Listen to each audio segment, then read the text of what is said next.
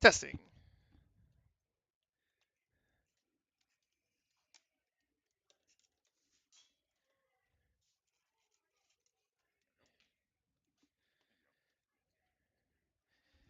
Hey everybody, we're just doing a quick audio check before we come in. Check, check, check. Strat. Hello, good morning, 1, 2, 3. How's it going, y'all? Check, check, making sure everything sounds A-okay before we get things going here in just a few minutes. All right, audio sounds pretty good to me, so I think we're gonna get the stream ready, and we will see you guys in just a minute.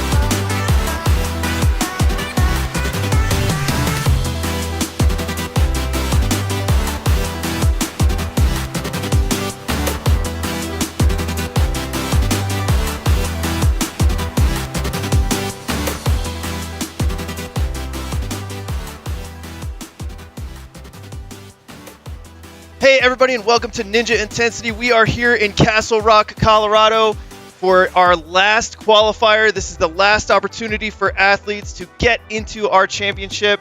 I'm Kristen Brickner, joined alongside Ryan Stratus. How you feeling? Hey, good morning, everyone. It's great to be back here at Castle Rock at Ninja Intensity, where things started off at Season 1. We're ending things out here in Season 2 here at this amazing gym alongside Caden and Max. They've put together a crazy course.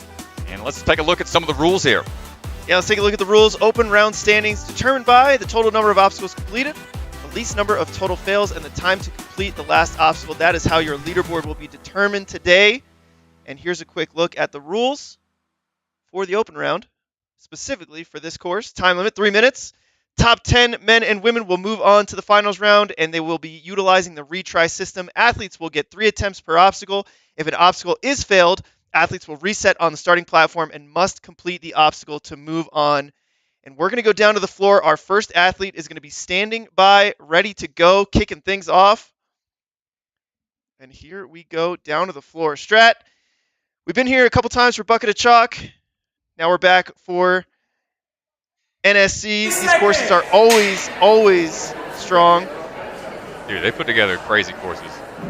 These youngins, they grew up with the sport. Now they've been developing their own skill sets and just continuing to push the envelope here. And we're going to see some pretty intense runs throughout the day. They've already made some predictions on what they think the hardest obstacle is going to be. I don't want to have any spoilers, but we'll let things play out as we come across it. But first, runner. Light shines brightly on him. Pods ready, locked in. And he's on the move already. We got Mr. Alex Newcomer, I believe, on Swinging through obstacle 1 into the mountain climb. He's got to work his way up. Pretty steep angle there. It's a clear into the parkour section. Got these undercling holds here. Some are turned upside down where you can only go with the undercling. A little bit of a cat grab maneuver. See that big leap out to the side. Nicely done. Static here. Flexibility for it. Might be able to just static. Alex is coming out of the Ultimate Ninja's Libertyville location and makes his way through onto the bogies. These are really small cliffhanger ledges, kind of like the bird boxes. See a floating cliffhanger-esque type hold. Some are thinner than others, but this is where your lock-off strength is going to be put on display. Alex only 15, 5'11", so he's got some decent wingspan here, trying to find his way through. Going to be spun around a little bit. Fingers are starting to peel. And the first fall right there. He gets 2 more tries on this obstacle to get a 10-second reset. He heads back to the start platform. Got to wait for that call from Mr. Swanson. Let him know when he can go again. What do you think about this as a third I guess it's fourth obstacle? What do you think, Strat? Fourth obstacle, first really tough upper body. It's challenging. You've got those small ledges, and it's really going to test that lock-off strength and your ability to really static hold, space out, spin around. You gotta map it out in your head, knowing which hands are going to go where. Those uneven sides. Oh, he goes for the reach with the backhand on the small ledge. That's 2 for Alex. So one more try.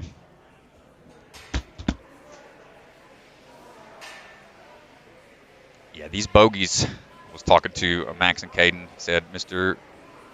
Caleb Bergstrom made these. Called them the bogies. Bergie bogies. See how Alex does it on his third and final attempt. Is coming up on the next move and not quite able to get hand placement figured out. That's going to do it for Alex. Nice try. It's always tough being the first runner. Don't have anything else to go off of. You don't have anything to base your run off of, so you kind of got to go fresh into it. An instant transmission. We got Goku on the start line right now. Darion Bennett rocking the full battle rattle. The Dragon Ball Z Super attire. I'm going to have the New York Ninja Academy moving quickly. I like this mountain obstacle. Just looks fun. Well, it is a reminiscent of the very first warped wall, the very first Soto Tatsukabe from Ninja Warrior. Watch Sasuke #1. It was exactly just that, just a very steep wall. Darion going for this 180 cat grab here. Goes for the undercling. Nice job. Trying to make his way through Snake Way here to go find. You can see the reach right here on the feet. Really good close-up with this GoPro angle. It's not as close as you think. And this is his first Ninja Sport Network competition. 31 years old. He's got a 6-year-old. He trains martial arts alongside with. Goku trained alongside Gohan. Just keeping it legit. Trying to figure out the hand placement here. Oh, nice. Yeah, I think the move here is to trying to keep your hands on those bigger ledges. They help with the transitions. He's so close to the dismount. This is a grueling obstacle, and the problem is the hold is so small. Darren's got to go on the gotta-go sky hooks here. Those rings will pop off immediately if you don't go right away, and he gets it in 1. From here, you have to transition up to the cone. Take the ring off, so this is going to test that. Test that one-arm strength here. Can you hold that cone? One hand. Goes for it. Oh, you can see it pop off as he tried to go for the transition. So now it's back to the start platform. Wait for the reset time. So he got a good first attempt.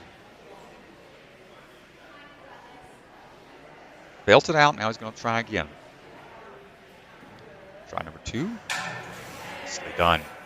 So if you can get up onto that cone, make that transition a little quicker. Careful, got a little squirrely there.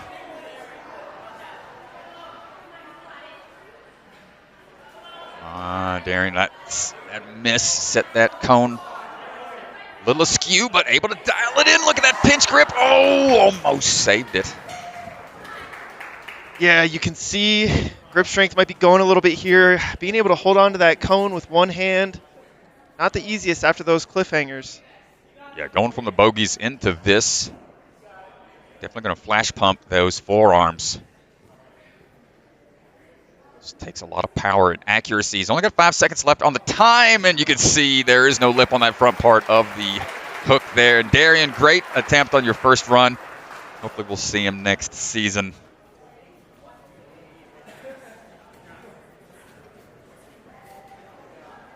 We've got 90 competitors today. First 2 down early. Hopefully we'll be able to get further into the course throughout the morning. Let's see, you have to be able to have your hips back on that one. Oh, now it's going to be Kristen Brickner.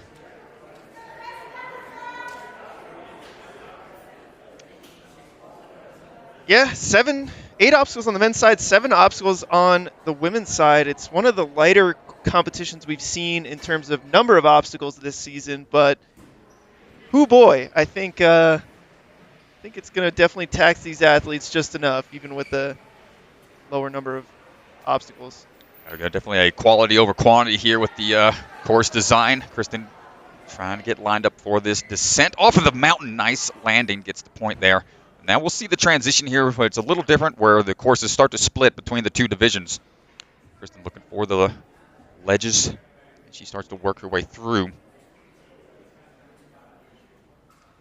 So not allowed to touch the black part, only can use the red holds and the silver bar, potentially. Yeah, transition over from here.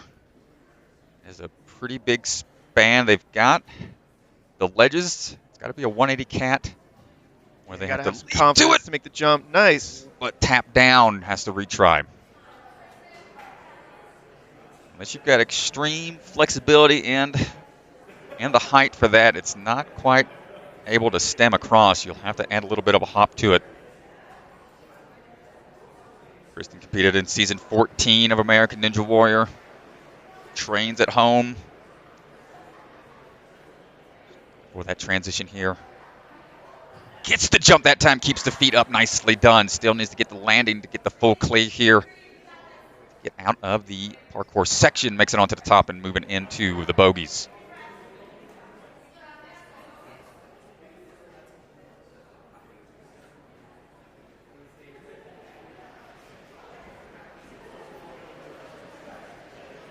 And here we go, we'll see some slight variations on this one as well, I believe. Nice. A different path to take. Still is taxing that upper body. Yeah, keep an eye on the hands. I mean, you can see you can only get one hand per cliffhanger. Some pegs here on the women's side for those 2 transitions. The women have an obstacle. Coming down, just not quite able to hold on for that drop. The women have an obstacle at the end of this course. The last obstacle on the women, I can't wait to see somebody get there, but holy cow, it is like a beefy vertical limit style spinny thing. Like, oh yeah, definitely a tough upper body. It's going to really be an insane grip strength for that, so we will see anybody can get there later today. 3-minute time limit here. Kristen's got to burn through it. She's probably feeling rushed for time and coming in down. That's not going to get through. Obstacle number 4 there. Tough break for Kristen. Got a little hung up in the parkour section. Almost got through the bogeys. That's going to do it for a run.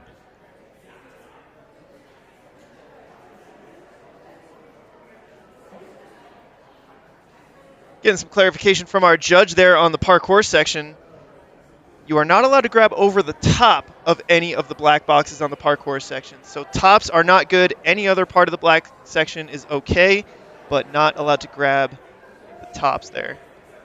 All right, up now is going to be Ethan Robbins coming out of the Obstacle Academy.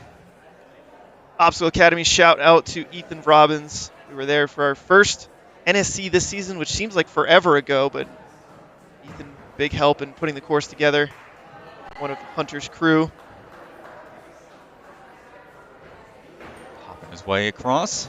That whole OA squad here in force today.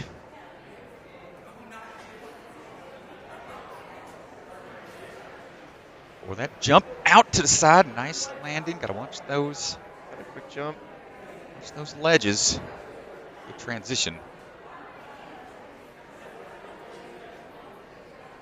Dial in this toss. No worries. We'll chalk up a little bit here using that bucket of chalk. Home of the bucket of chalk here at Ninja Intensity. Saw all the athletes during the rules. See them miming their hand placements and exactly how they want to go through. It's so crucial to be able to visualize your route ahead of time, trying to map out those handholds.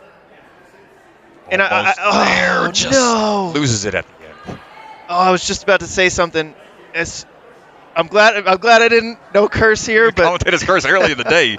We're gonna have lots of push-ups by the end of the stream. I didn't even say it, Strat. I didn't say it. Okay. I'll wait. All right, Ethan also goes by Skinny, a nickname that they gave him out there at the OA Obstacle Academy. Speaking of skinny, those ledges are pretty skinny out there, but makes it on that second attempt and swings on through for the clear. Nicely done. And what I was going to say, Strat, is you saw it there on the second attempt, but I really like the speed that he was moving through, not really taking too much time, not wasting energy, just really committing to each move. Got to go and just a little shy of the transition. He's got to set back and try again. Again, even if the obstacles reset quickly, they got to wait that full 10 seconds. And here's the second attempt. Holds on, but spins off of it. Unable to maintain his grip. Now, last chance. Catch his breath here just a little bit. Third and final attempt. And just shy of that toss across. It's a big throw. That is not an easy gimme with Shea.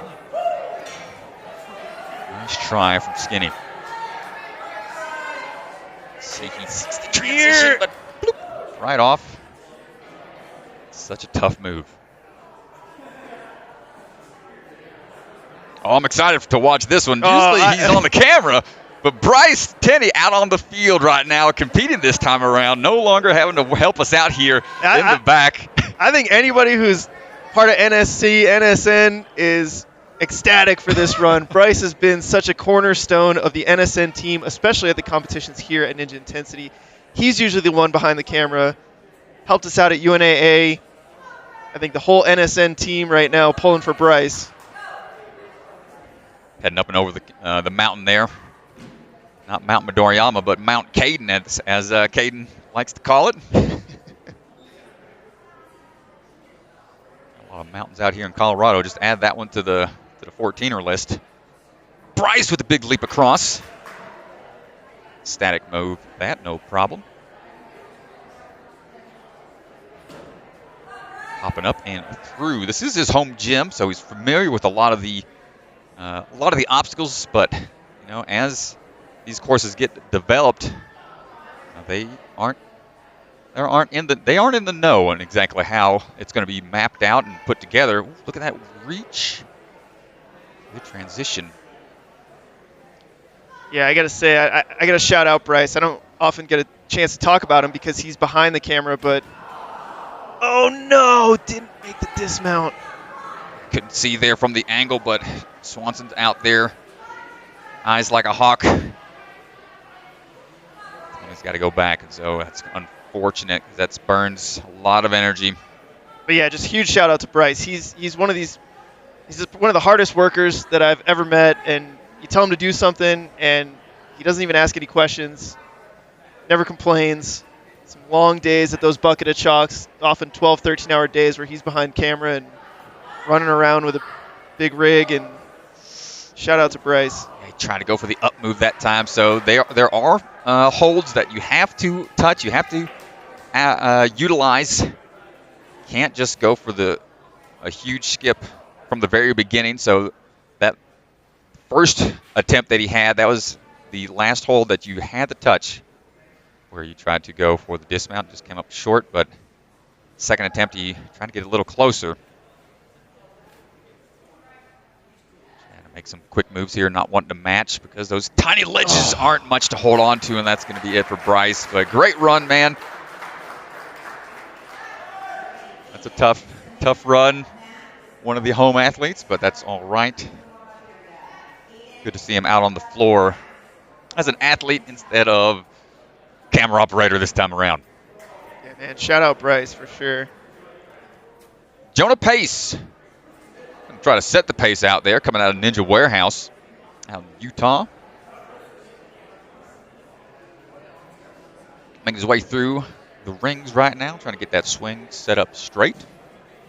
He works his way up that slanted slope and working his way down the other side, trying to find a good jumping point. Not that much grip on that painted surface, even with the Zantes.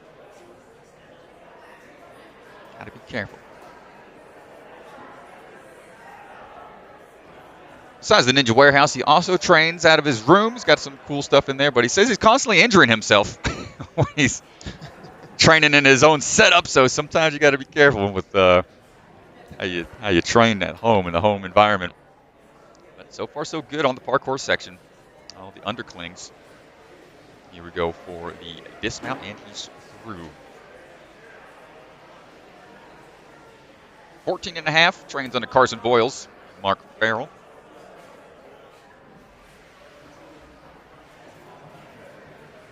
Also into climbing, so let's check that rock climber grip strength on these ledges.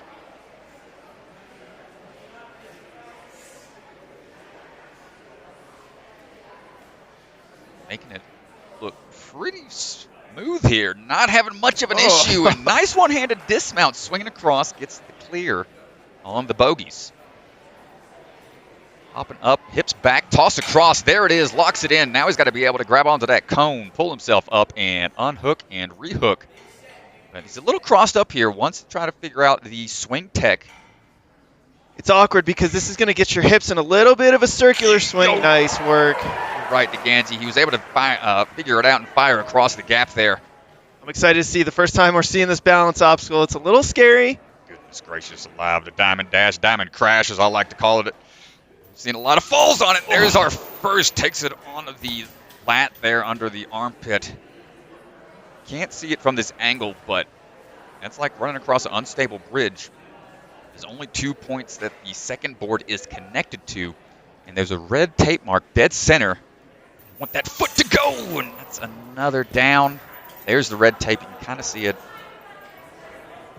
Want that foot to be a little further in front of it, so if it does tip, it's going to tip you forward, and then they got to grab onto the ring. But eyes on that tape mark. There it is, grabs the ring, one hand, but unable. And that's a clear. Work. Oh my gosh, wow, what a save. That third diamond is a mandatory use. You have to go to it, and now it's onto the samurai slider. Hold on tight, unable to grab, and that's going to be it for Jonah Pace. Great run to that point. My goodness, what a save on Diamond Dash. Yeah, we got to go back to this Diamond Dash save. Barely catches the ring one-handed. He's a little, Dude. Caught up. Amazing job there. You're not allowed to latch onto those support chains. You saw him just brush against it, not grabbing hold, which was a very smart move to be aware of your surroundings. And enough of that. We got next runner on the move. We got 90 athletes. We're trying to make sure things are running smoothly. Katelyn Gould out there right now. Trying to set her swing straight. Those pillars are in play. You're allowed to kick off of those to adjust that swing for the dismount. Makes it almost through, but needs to reset. Unable to get there on her first attempt. Katelyn also trains here at Ninja Intensity. Local to Castle Rock. used to be a gymnast, started gymnastics when she was 5 years old. Quit gymnastics to focus mostly on ninja. Having a little trouble here on the ring transition. She's going to have to go back and try again. Looking at the hands here, shaking out, wants to try to lock this first one in. Third and final attempt here. Don't want to go down on the first obstacle, but the reach here, the ascending rings can be deceptively difficult. Your swing tech is just off a little bit.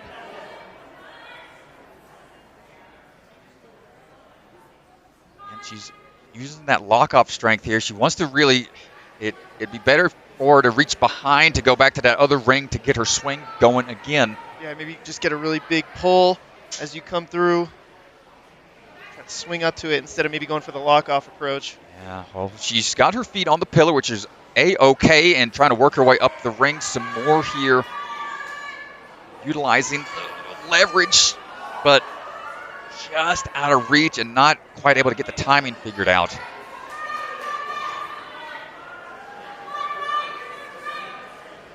Trying to go for it a little more here.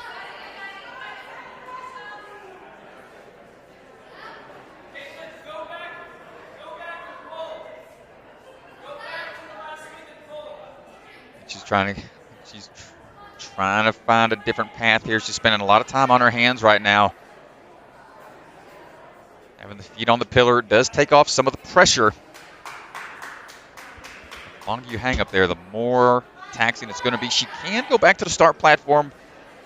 Most obstacles on the course here, you're allowed to reset, shake out, but now she's coming up on short time, and the lactic acid's got to be building up in those forearms.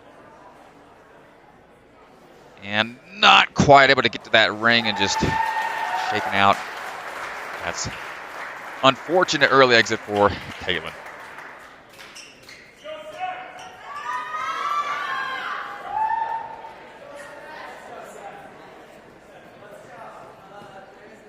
And up right now is going to be Seth Lambert. This is Seth Lambert here by the Epilepsy Ninja to honor his brother Caleb. Try to draw some more awareness to epilepsy.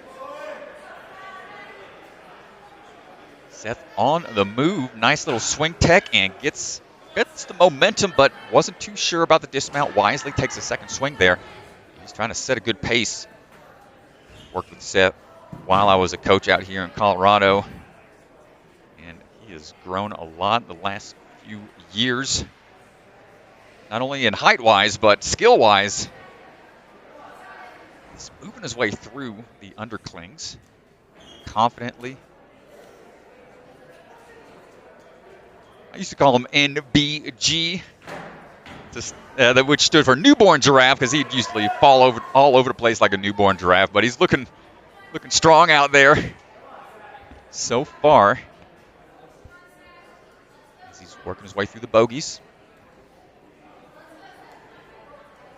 Nice control here. Seth used that pull power. Oh, he was trying to get those fingers into a better position, but unable to lock it in. It's tough to make those transitions when you're wanting to reposition your hands into a certain way, but doing it in a lock-off can be tough. But he's wanting to skip the matching moves, and that's down on the second attempt. He's got one more try. Seth just might be trying to push the pace here a little too much.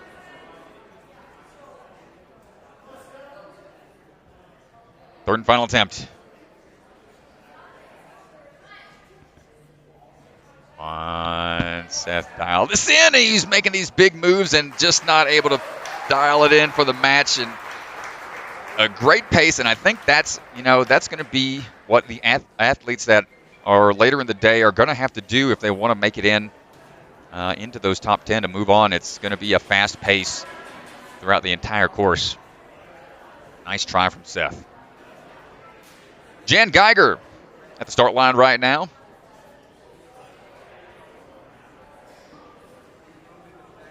Jen's a local here to Colorado gyms, trains all over the place. He's been a tester on American Ninja Warrior multiple seasons. So very experienced when it comes to various obstacle setups.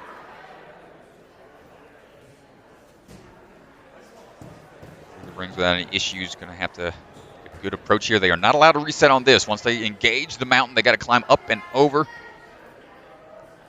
Make it to the peak and then come on down the other side. See how intimidating this is when you start to slide down that steep angle. You got to commit to the jump. Big leap across. Nice job. Pretty scary when you're out there. Into the underclings.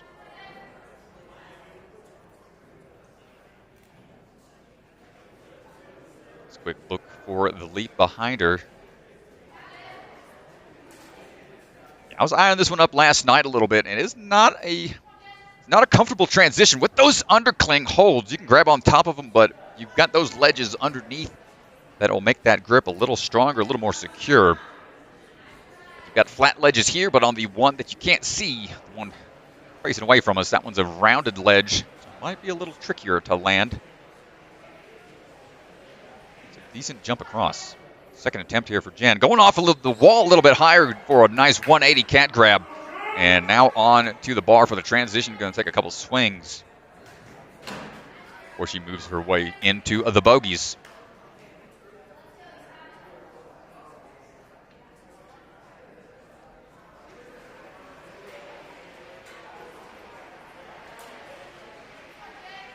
Folks, if you're looking for the run order, that is in the video description. Go ahead and hit the drop-down portion of the video description. You can see what runner we're on. We are currently on number 9, Jen.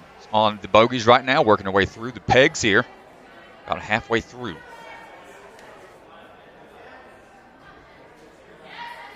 Get a little closer for that dismount. Come on, trying to dial in. She's got a little more of a reach. I think she's looking for the ring for the dismount. Nice. Nicely done. Jen Geiger into the gotta-go ring toss here. Gotta go skyhook.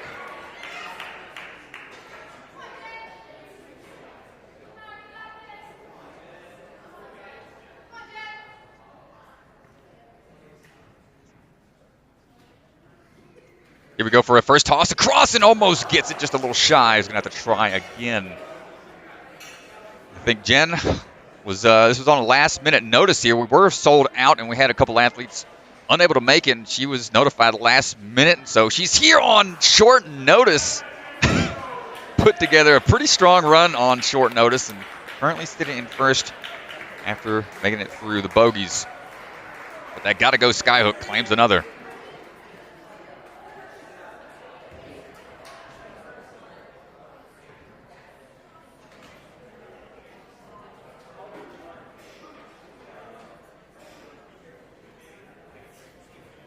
Here's a run I'm pretty excited to watch. We've got an athlete all the way from Russia out here. I've watched this guy's YouTube and his Instagram.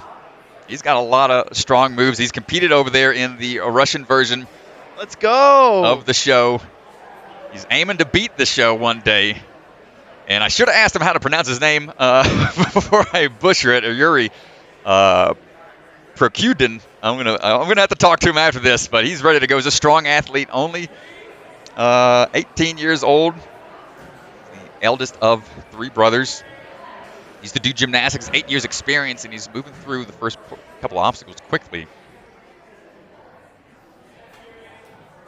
5th year competing with Ninja, rocking the Zantes as well, going for that transition across.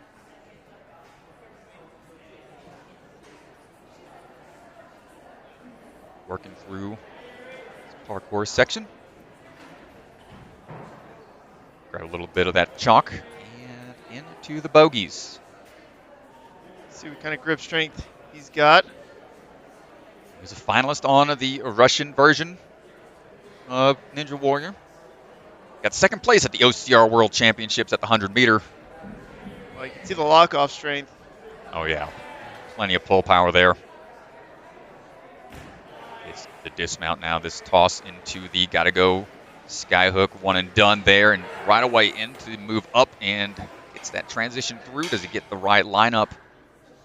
Backswing, matches, throws across, and gets the dismount right away. Nice job.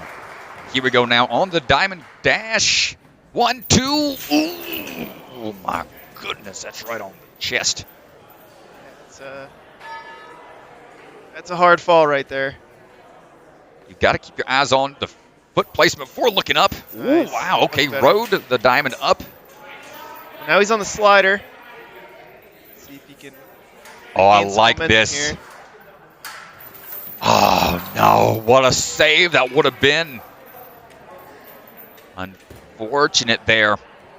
Yeah, the tricky part here is going from your feet up and not again. Just unable to find the foot placement. I'm afraid we're going to see a lot of that today. You can see that tape mark. If you're too shallow on it, oh, it's just going to dump you right down. And you can see the disappointment there. A tough break for that young athlete, but that's all right. Keep after it, young man. And up right now is going to be Kayla Cittadino coming out of the flow vault in Colorado. She coaches alongside Lauren Ball out there. And let's say Henderson, or Thornton, Colorado area. She's making her way quickly up that mountaintop. Yeah, good use of the truss there. You're allowed to use the truss. She kicks off of it, gets herself straight. Looking for the leaps through, not allowed to use the tops of those boxes, only the sides.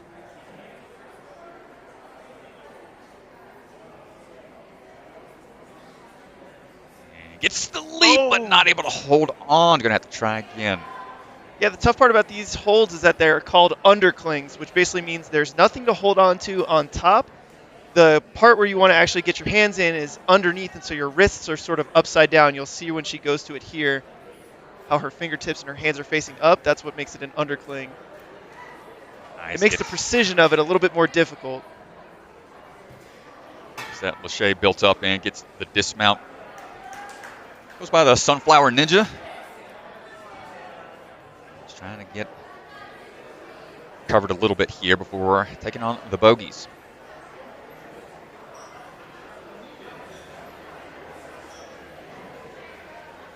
Tiny ledges are not forgiving. A little bit of a reprieve here on the pegs. She starts to line up her transitions through. And this is a big move to the ring. Build up a Lachey to it. 1, 2, fingertips. Whoa. Peels off a bit, but instantly starts to build up her swing for the dismount. Veteran move there. Gets the fist pump and the pop from the crowd. Nicely done, Kayla. Yeah, way to hang on that one-handed save on the ring there. Have to go back and take a look at that.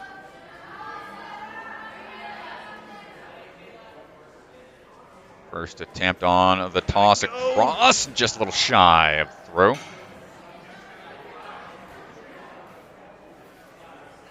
Kayla's a health coach and motivational mindset speaker podcast, trying to get other people into fitness, and not quite able to get it on her second attempt. One final try.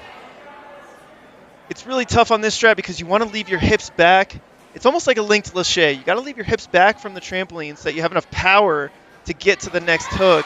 Oh, she had the tech there, but not quite enough distance. Nice try from Cittadino. And you know we got to take a look at that one-handed save here as she launches. 1, ring. 2, fingertips. One finger pops off. Wow, great save, and instantly starts to kick and twist for the dismount. Nicely done. And good stuff there from the Sunflower Ninja. Up next, Jesse Wildman coming out of the Movement Lab, Ohio. Getting some final clarifications from Mr. Swanson, head judge out on the floor. Jesse Wildman, famous for some of his ninja raps, some of his parody ninja songs that he's done. He's a really talented rapper. Making his way up and down the mountaintop into the underclings. Helped build Movement Lab Ohio back in 2015. He's been working and coaching there ever since. Now for that next move through. Goes for the static reach. And then into the dismount, up and through. Nice job.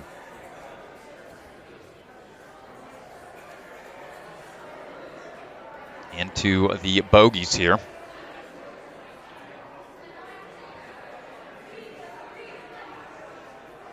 He's trying to transition through. Going with the match tech. When we say match, that means he's putting two hands onto the same obstacle. Kind of gives you a little bit of a breather, putting both hands closer into making that next pull move, makes it a little easier. Gets that kick through. Nice foot tech to help with the momentum. Jesse out of the bogeys. Now it's got to go. Nice, floats up to it, grabs on, and now we got the cone here. Tops are okay on this one. I know some people don't allow the tops on. I believe the tops here are in play for this particular hold. Takes it through. Gets the landing, nice job. Now he's coming straight at us. Down the lane on the Diamond Dash. Here we go. First attempt, and again, my goodness, nice rollout at least. My gosh, yeah. Second board is going to be the one taking people out all day long. You want to have that foot a little further in front of that red tape mark, showing the dead center. Second attempt. Short again. And the hard part is you're trying to eye that ring for the jump. So what the athletes are doing, they're looking at where their hands have to go, but they lose track of their footing. I think you really got to stare down that foot, make sure it's locked in, and then look at the ring last second. There we go. But he kicks it up and locked in around the chain. Tough spot here. Yeah, might be able to utilize it just to help surfs up. He's going to have to pull back. Just the chain there. That's probably, I think the judges will allow it just because of the way the obstacle kind of got in his way. I think it should be allowed, Strat. Yeah. I don't know if the judges have made a decision yet, but I think in that scenario, you let that one go. Yeah. I don't know. We'll see what he That's such a tough obstacle. He's only got 10 seconds to try to get the dismount here. And without a lot of momentum, it's going to be tough because he's got to be able to have the momentum to carry through and get the landing. But tough break for Jesse on Diamond Dash. Well, I think we got to go back to his first attempt here. And, man, just to even come back from this was a really, really hard fall. It was oof. Good roll out there, but holy cow, he goes into the truss, takes a hard hit to the chest. Man. I just hate the evil laugh I see on Max's face there. And up right now. Yeah, so he's all good on the chain there. The judge was telling him to use it to untangle himself in that scenario.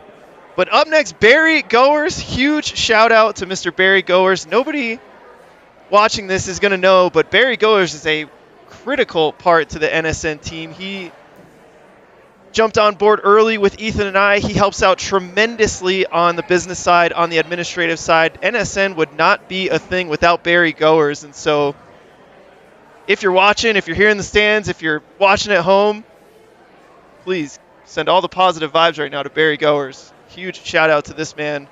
Doesn't take any credit, but does so much work for us, and we cannot appreciate him enough. He is making his way through pretty good right here on through the parkour undercling section. Takes one extra backswing before transitioning through.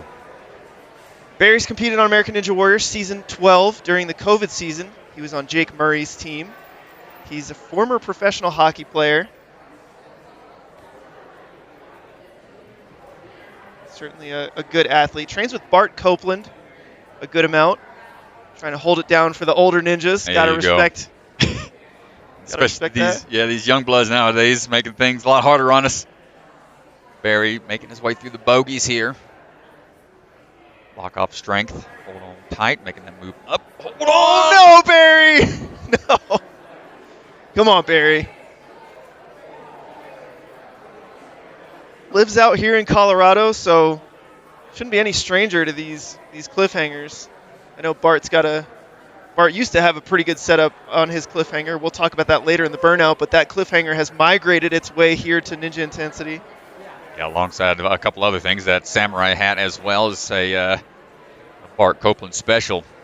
Barry on his second attempt here on the bogeys.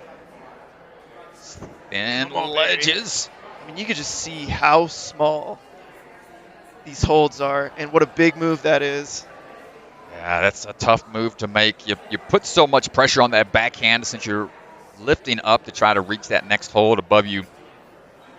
It's just not forgiving as a fourth obstacle here.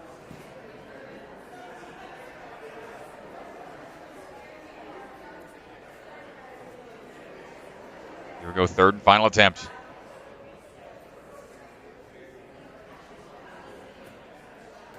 Knowing how to time out your swings and hands, not able to get on his third try. Nice run from Barry. We appreciate you coming out here, giving it a go.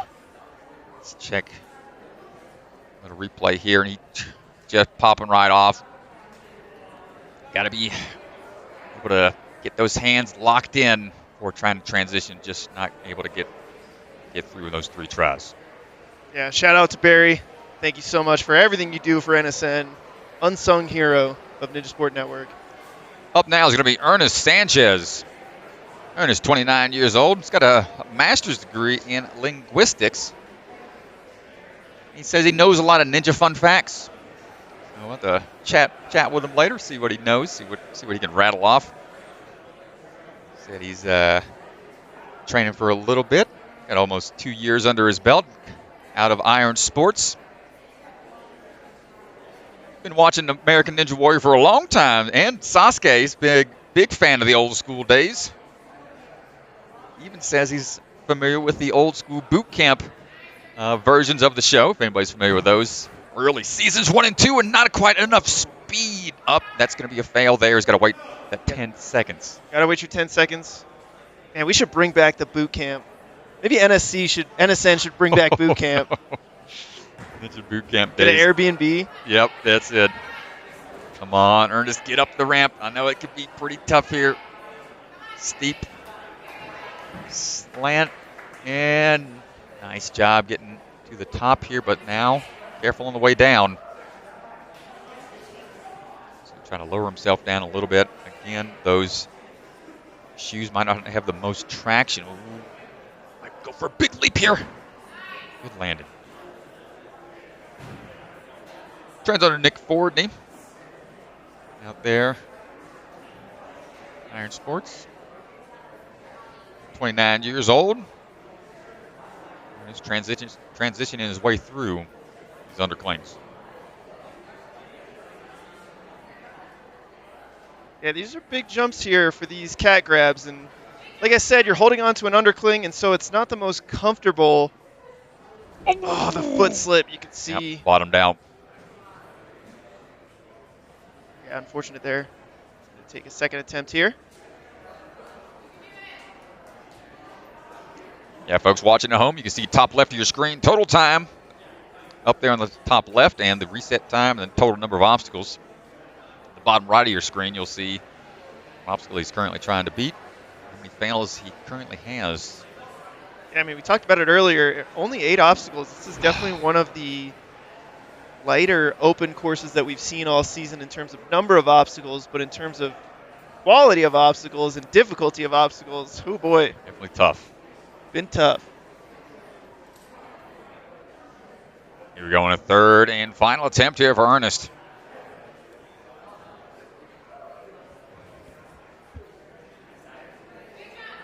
And looking for that jump here, different approach to it. Keeps his legs up that time, able to stay balled up. Nicely done, but he's not out of danger yet. He's got one more leap to make. Makes the move through onto the bars. He's only got a few seconds left to try to get another point here. He got past 2 obstacles last time he competed. Now he's made it past 3 this time around. Nicely done. And now he goes on to take on the cliffhangers. Only 4 seconds left, but want to give it a go here. Give it your best try.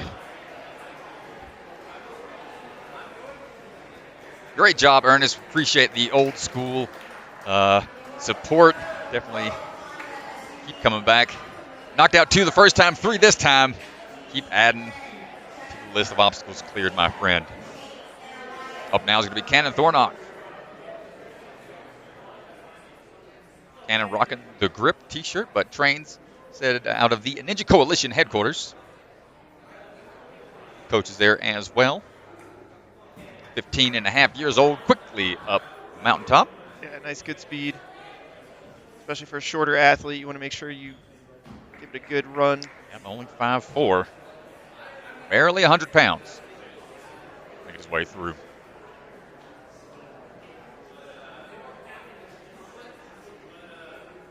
Snap undercling in hand is working his way across. Now, shorter athlete here. A big leap. Got to really trust that footing. And nicely done. One-handed grab and a 1-foot landing. Keeps that process. Nice, doesn't take the ball. So far, so good.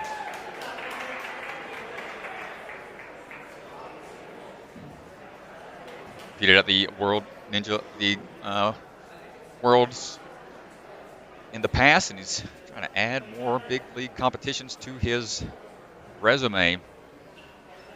See how he does on the bogeys. I may have missed it, Strat. Did he say how old he was? Do we have that information? 15 and a half.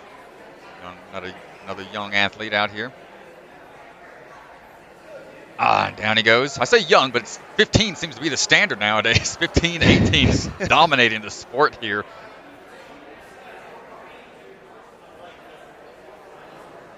As soon as you break that 25-year-old range, you're pretty much in the senior division. Yeah, seriously. In some of these competitions. Remember at Austin Ninjas, I think Lucas Real was like 24 or 25, and he was like the youngest competitor, or the oldest competitor. Yeah, right. There's no hope for us, Strat. Oh, down on his second attempt. He gets one more. We got to keep the hope, Ganji. Got to keep the hope. Man, tough to compose yourself, I would guess, on this third attempt here. You're already probably so taxed, but maybe take a couple extra seconds of rest. Try to give it your best shot on these small cliffhangers.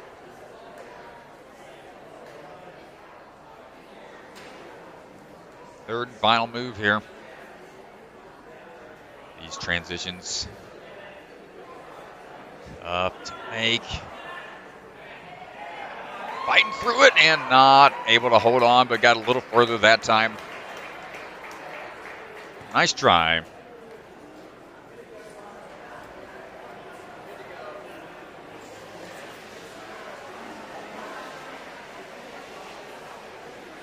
Up now is going to be Genny Culotta. Genny trains out of the Crescent City Ninja Academy. Fairly new to ninjas, got about 2 years of experience. The critical care PA and founding academic director and a professor out of PA school in New Orleans. Nice. I really like how she's going to kick off this post right here. We saw an athlete do it earlier. I believe it was It was Kristen earlier, had a good Kristen, kick yeah. back. Trying to find the descent here. Big cross. Onto the parkour section.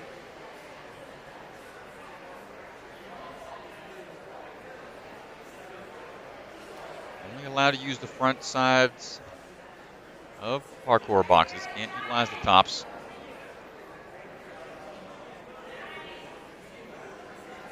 This is a big jump here. You can see going for the undercling. You got to be precise. And Oh, leading. nice. Nice job leading with the braced knee too, so confident there. Rocking the knee brace for a little extra support. Trying to dial in this toss for the landing, and again, right onto the ledge. Gets through it. Shake out a little bit.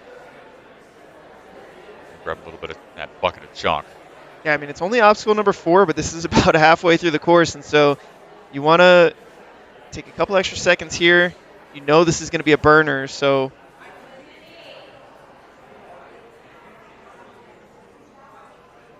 She's got some twin sisters that she is trying to get to compete and do ninja as well. Hasn't quite got them out yet, that's what she says in her bio, but it's all right. Keep the faith. We're going to try to get through these bogeys. She's trying to line up this next move here, staying locked off as she makes the transitions, but down on the first attempt. So grabbing her shoulder a little bit, might have. Yeah, you could see that left shoulder. She's really favoring. Yeah.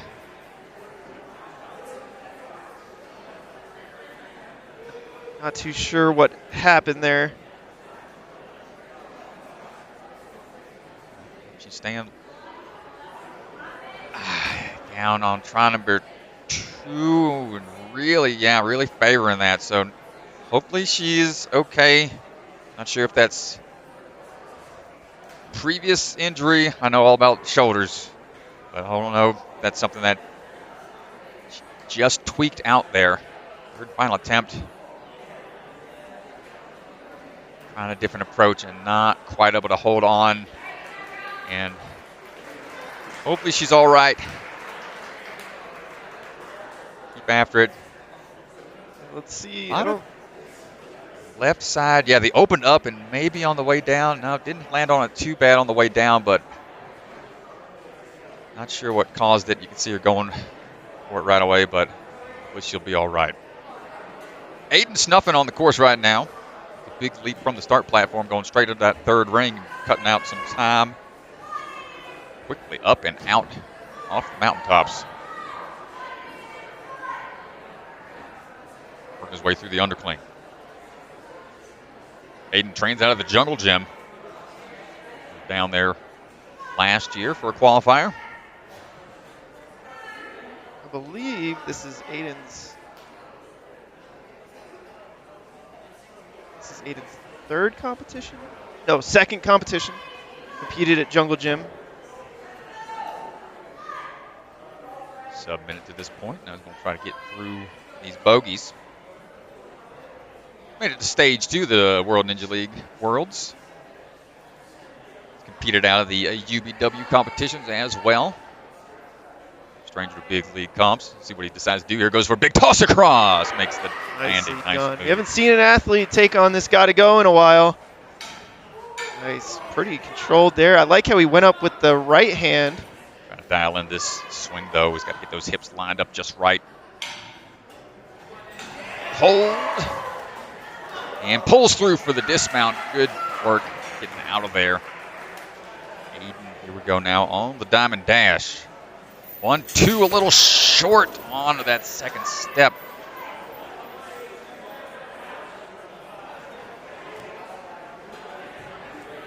That red tape mark, you've got to be a little more on top of it. Second throw, there it is, and lines up the toss and into the samurai slider right away. Great job, Aiden, able to figure it out his second attempt. Nice work right there. Now, I think this might be the Ninja Killer. Oh my gosh, watch out. Hopefully that GoPro doesn't get taken out by the samurai. Oh my gosh. No. GoPro down. We got a GoPro down. I think that's a first right there. The samurai hat taking out ninjas and taking out camera operators left and right. Second attempt. Held on for a split second. He's going to have enough time for one more attempt.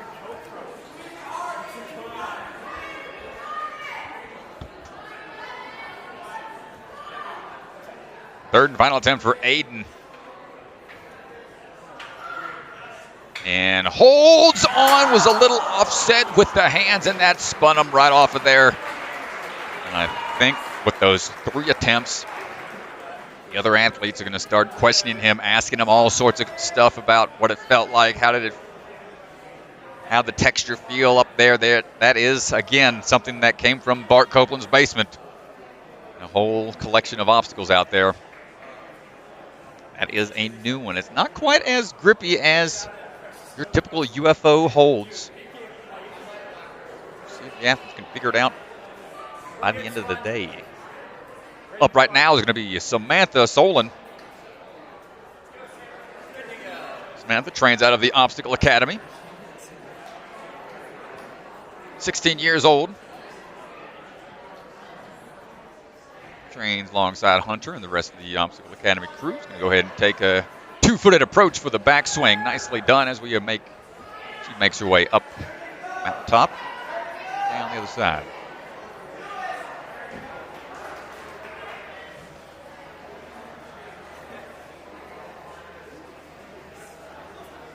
Take a few static moves here. Slow it down just a little bit. For front facing transition across. Doesn't keep the back leg up though. You got to make sure to keep those feet up before you drop down.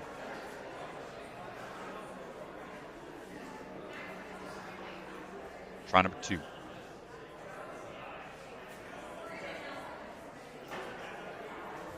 And there we go. Keeps the legs a little up higher that time and gets the Lachey to the finished platform.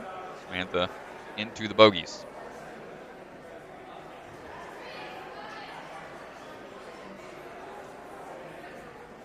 She's been to the World Ninja League Worlds for the last 5 years in a row now. Consistent when it comes to that league. How she approaches the bogies here. Opting to stay straight armed here. Smart move. Kind of keeps you from burning out too quickly. Keeps that flash pump away if you're able to keep those arms relaxed and just pull when you need to make the transitions. And here we go. This ring throw. Able to static it. Taller athlete. 5'10". The wingspan for it.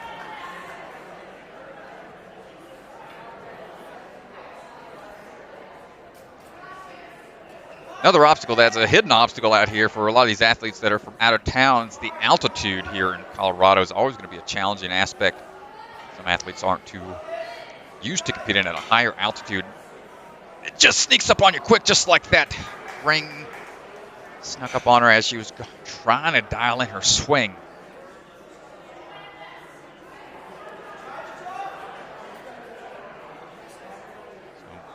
Going for the cone. And transitions across. Good throw. Now let's go. Repeat that process. Pull up, hold on tight. Again, the tops of the cones are, I want to say, are in play. And tries to get that next toss. Unable to get the toss through, and that's going to do it for Samantha. Nice try. Yeah, I thought she was close here. Oh, you could see she just slid out just a little early. But good attempt. Max Suskin at Ultimate Ninjas Libertyville, coached by Mike Salenzi. Saw Max compete at Ultimate Ninjas Libertyville earlier in the season. Liked his tech there at the start, just kind of hanging off with one of the pillars right away to make that really quick and efficient there. Just to get through these underclings as well.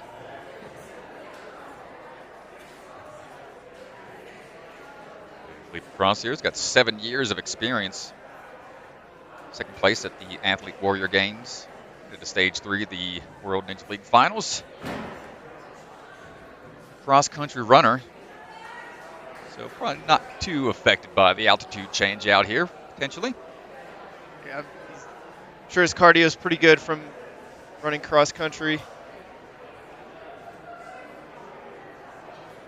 Nicknamed a Halloween Ninja because his birthday is on Halloween. Counting down the days to that. My favorite holiday as well. Working his way through, looking for the dismount potentially. Fingers opening up. You can see the fingers. Oof! My goodness. It's a flap. Might have a flapper on the finger there. The peel out. Let's see. He's looking up at those cliffhanger ledges. Not sure if he's going to take a breather. Yeah, back flop like that. That'll knock the wind out of you. The altitude won't. Fall like that will spike your heart rate.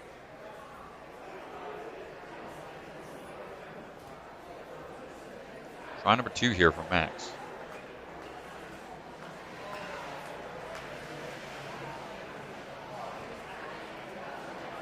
Back to where we just were. You can see the pinkies not cooperating with him. Those ledges are tiny. Tiny like a stingy person at Halloween handing out baby Snickers. We don't want that. We want full-size Snickers if we're gonna be handing out candy on Halloween. Third and final attempt. Not to match here. Wants to try to get through a little quicker, down to about 40 seconds, and with the speed there, not going to get it. But man, I think that first fall really shocked him. Swan checking on his back. You can see him favoring it a little bit. You can see here just when he went to go for the big pull, peel out occurs on that right hand and takes it. Yeah, you can see the fingers kind of open up. Oof. Yeah, balls like that will shock the system. Thankfully, we got the padding there.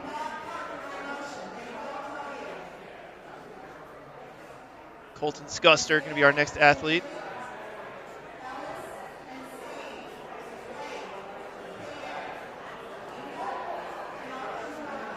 Colton trains out of the Ninja Warehouse. Out there, Salt Lake City, Utah area. Loves to ski, so I'm sure he's hitting the slopes right about now. That's one thing I never did when I was out here in Colorado when I lived here, was hit any of the snow sports, man. Does not surprise me. Didn't want to risk that, man. Yeah, it does not surprise me. I like to hike and safely make my way across the snow, but I ain't about to go careening down the hillside. Colton making his way into the undercling here, trying to find his way.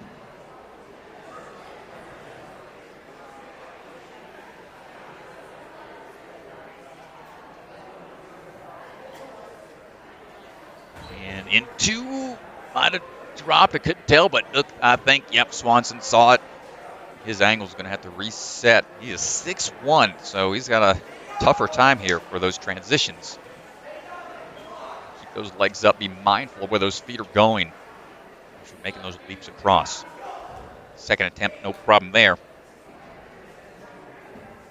Big stretch out for the dismount. There it is, Colton. See how the wingspan helps him on these ledges or the bogeys. Yeah, 6'1" should have a good wingspan. Like you said, Strat, be able to reach a little bit farther. But also, 6'1", maybe a little bit heavier of an athlete, so hopefully that doesn't come into play. Yep, he competed back on season 14 of American Ninja Warrior. Got some experience, competed in a monkey suit, unable to hold tight there. Not sure if he's... You can't use the ring there. The ring is only for the women. Yeah, that was made known in the rules during the rule walkthrough, rules video. Gotta make sure, mindful of the layout of these courses.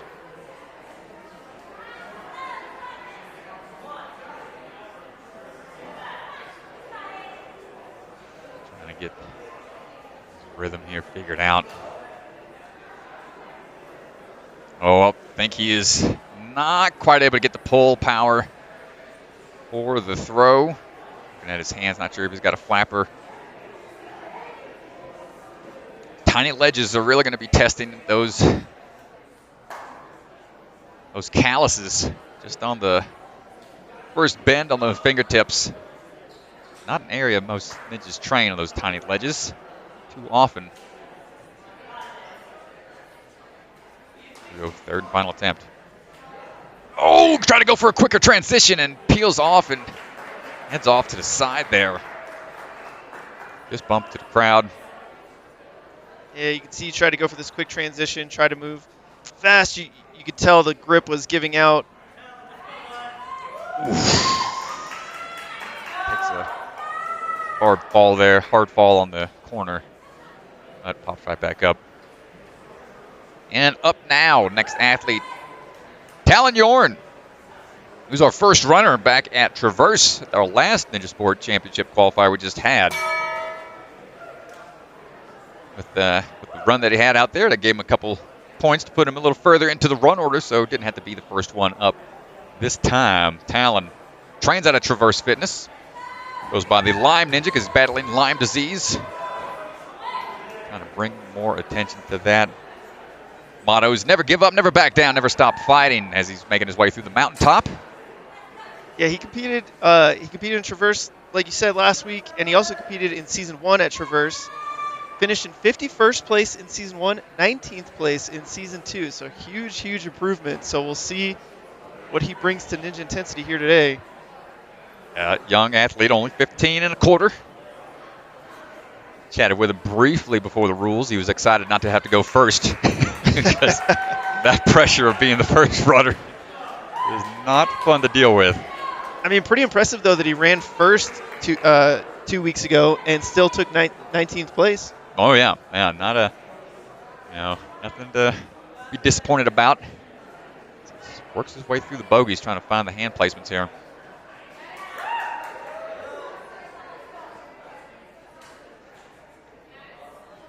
Good match moves and bumping through quickly. Nice. I like the pace that he's setting and looking for the big swing dismount. Oh, he had 1 foot on, but the back leg trailed just a bit. See what he decides to do.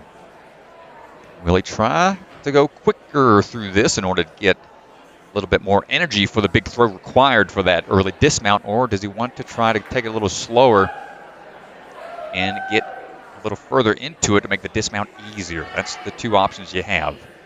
Yeah, there is one more move you can make. We're seeing a lot of athletes opt for this early dismount here.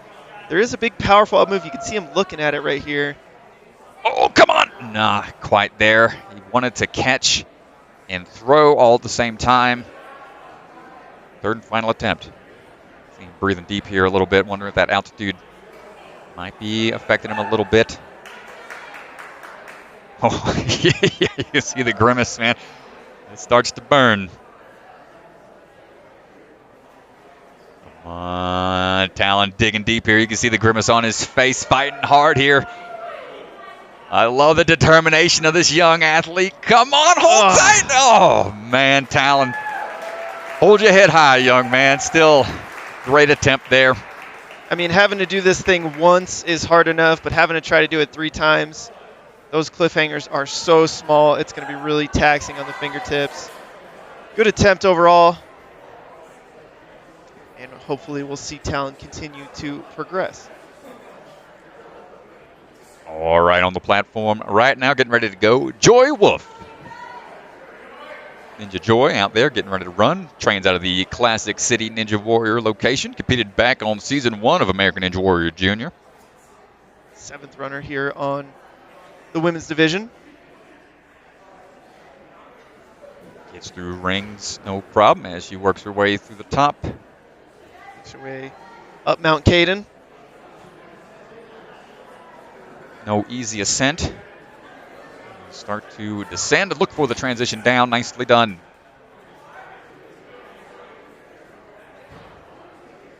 She's got our own YouTube channel called Fun Facts with Ninja Joy. She tries to interview A&W athletes and talk about some travel tips for travel vlogs as she looks for the travel across the gap, not quite able to hold on.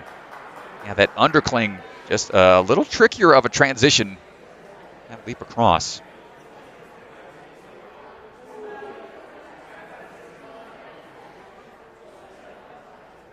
Try number 2. Going for the stretch move here. Does the flexibility. Able to.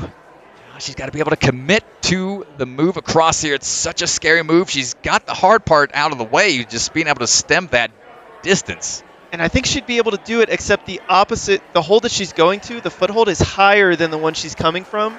If it was reversed, I think she would have been fine there. Well, nice adjustment. Was able to bounce back to it and still complete that obstacle. Just able to take another second there. Didn't take another miss there. So on to the bogeys.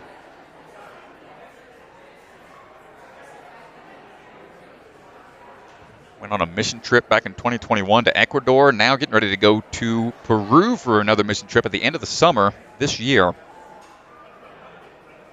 trying to get in as much ninja as she can prior to that. Joy looking to transition through the bogeys onto this next peg hold. Make this move over for the ring grab and the dismount. Let's see what we got here.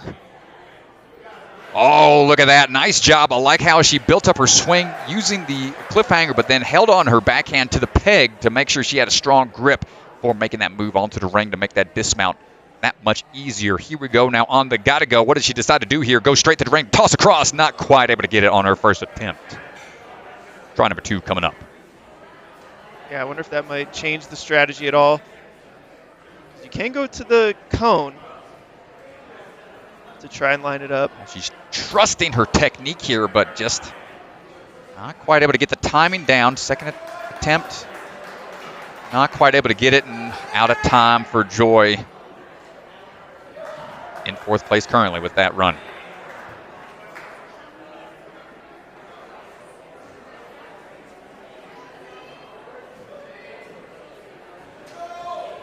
And Zane Kuchta on the course right now, getting some final clarifications from Mr. Swanson, rock solid warrior athlete. North Carolina will be heading there for the finals in just a couple of weeks.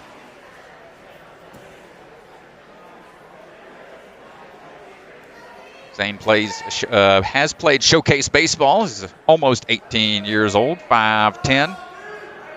Really enjoys these style of courses here, hybrid courses that test a lot of different skill sets.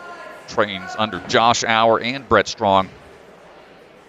Zane got to go back. And on to the transition through for the underclings. The feet up. And it's because we for the move through, no problem there.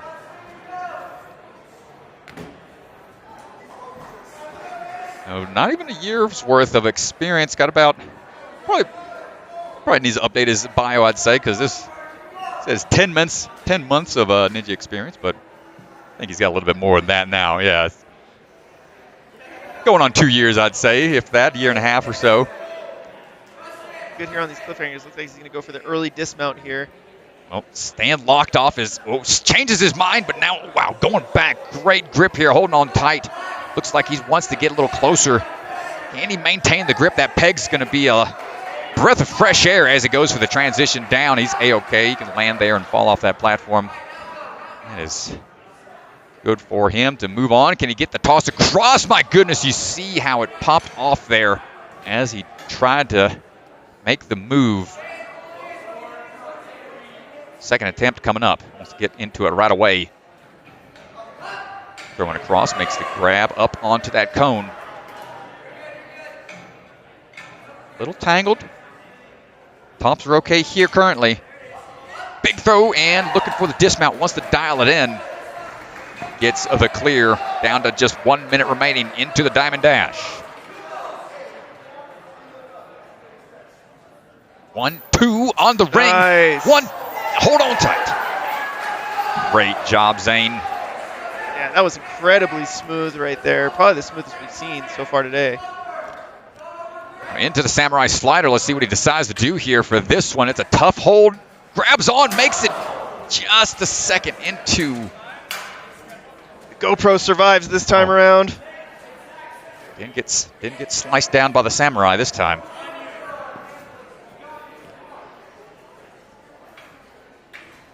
It's one extra backswing here. Holds on for the transition through, but not able to grab the UFO, which is a down move. Might have one final attempt. He's got 2 other UFO grabs after that. Holds it. Drops to 1. And not able to hold on for the final UFO. Had to get onto the block there. You can see where the next bucket of chalk block is at. And Zane's the furthest on the Samurai Slider thus far. I believe we're going to take a quick commercial break and be right back, folks.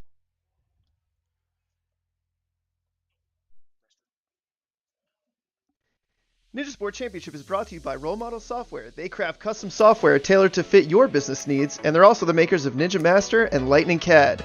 Silent Ninja, check out their website for exclusive ninja holds and ninja training equipment. Celebra Family Restaurants, supporters of the Ronald McDonald House, helping families and children in need. Consider donating today. Biaggi Bros, a full-service logistics company with 3PL and supply chain solutions with warehouses and truck terminals scattered across the U.S. League of Ninja Warriors, check out their website for exclusive ninja collectibles. Ocean Needs Everyone, the nonprofit organization dedicated to helping save our oceans. And Bucket of Chalk, our official chalk sponsor. Reach into the bucket and grab some chalk today. At Role Model, we believe software development should be learned like any other craft. In our Craftsmanship Academy, cohorts of apprentices participate in hands-on immersion that leads to long-term mentorship. All of this under the supervision of experienced software craftsmen. Most of the academy you spend just in a room working with other people that are also struggling to figure out the same things. And it's actually much faster that way because they figure things out when you don't know them and you help them figure the things out that you figured out. One of the phases of the academy is shadowing phase, where you get to work under a mentor and take all of the practical skills you're learning and apply them directly to a real project. Working in the academy taught me to write business-ready software in a way that I could take my experiences and translate them to the real world. And I could see the results, and I could see people using the software and the utility and the value that it provides. If the Craftsmanship Academy sounds like a fit, I'd encourage you to reach out.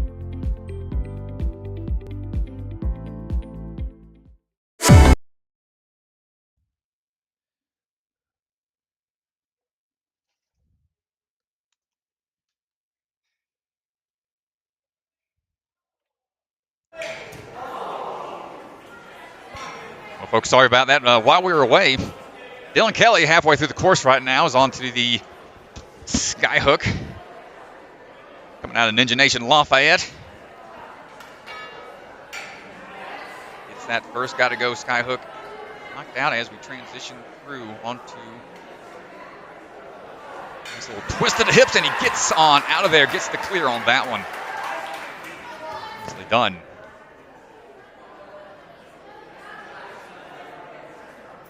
And tries to get across. Oh my gosh, watch your face on that one. Diamond Dash not forgiving. It's going to be taking the wind out of these athletes. Picking on the forearms pretty hard there, but he's A-okay. Looks like he's ready for try number 2. And able to get through onto the sliding portion of the ring there. Resetting. He's going to try to dial this in with just about 15 seconds remaining. Knows he can't grab onto the chains, and that's going to do it for the time. I believe he'll have maybe 2 seconds.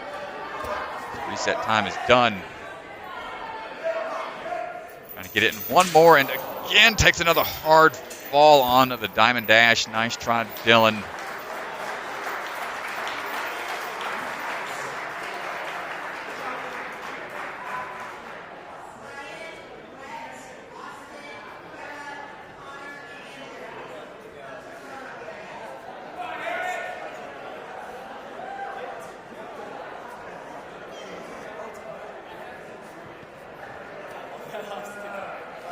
Come on, Harry! It was like this.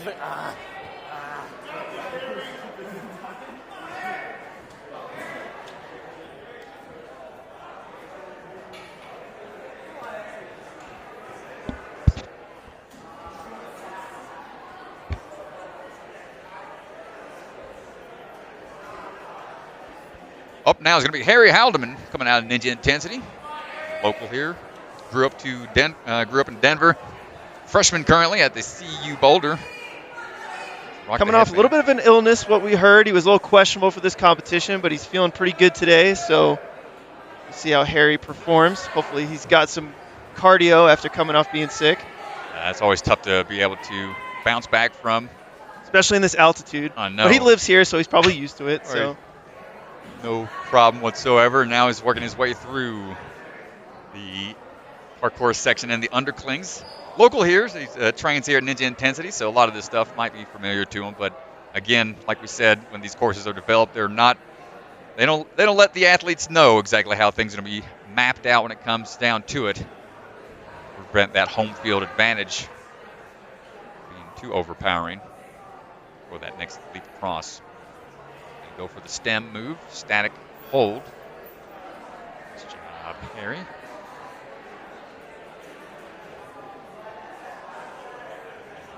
Look for the dismount, looking for it. There it is. Nice job. Coach is here, trains alongside John Mall, Mr. Intensity himself, Caden, Hans, Austin Gray, Nate Hansen, David Tomasani. Strong crew of Colorado athletes. Into the bogeys. Passion outside of Ninjas. He's trying to become a sports psychologist. Have a good mental game and unable to make that transition through on the bogeys on his first attempt. Yeah, it's almost the immediate reaction for all the athletes who go down to that. You look at the hands and you're like, what happened? Why did you fail me? You've let me down.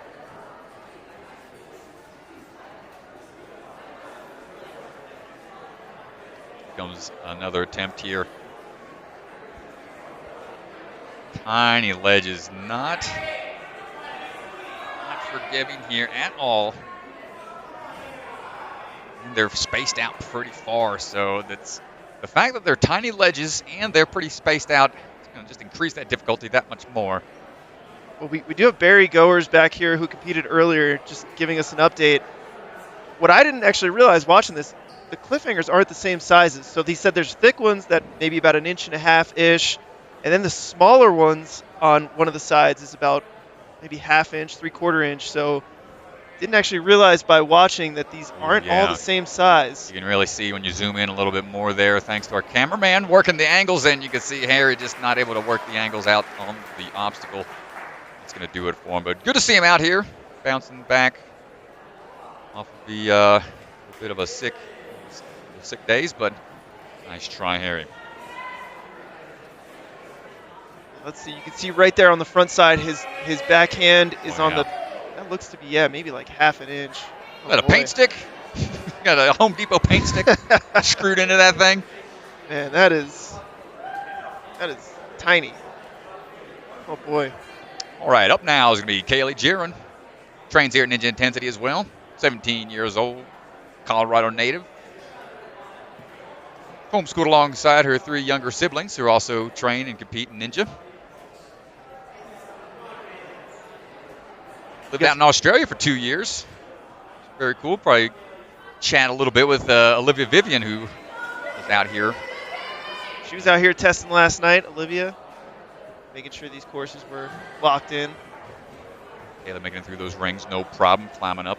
I got some confirmation, though, for the cliffhanger sizes. 1.25 inch-ish for the big ones. About 3/4 inch for the smaller ones. Quote-unquote big ones.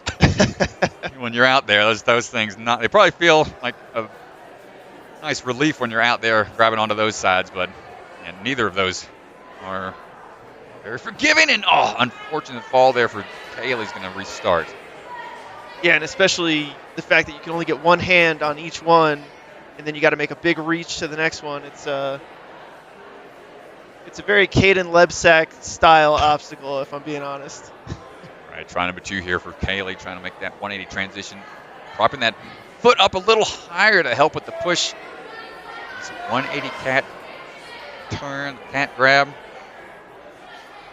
The hands and feet latch on. Not quite able to figure it out.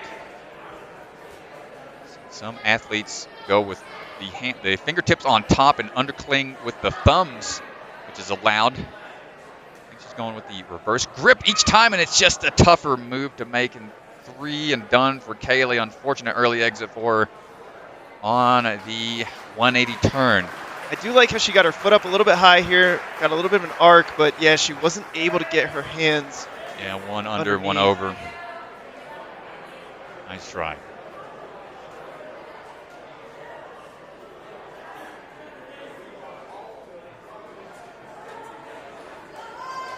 Aasin Pritchard up next.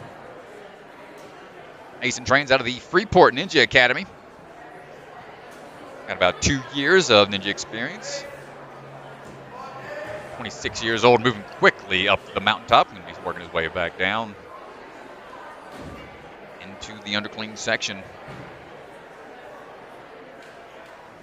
Friends alongside Mr. Wide Gang himself, Mike Bellion, and hoping to one day open up his own studio for photography. That's one of his passions outside of Ninja, likes taking some cool shots.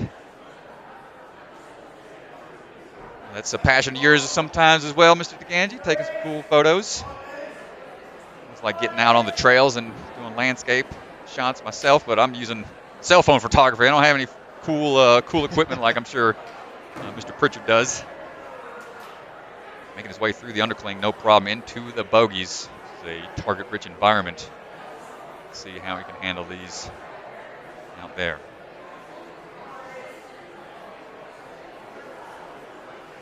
And working the match grip when he's out there.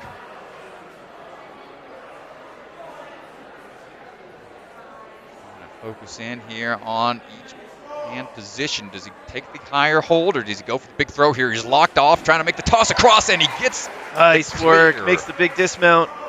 Nice job. Hard landing sometimes can be scary, but he committed to it and on now for the got to go sky hook, and you can see how much that ring just slides if you don't pull through right away.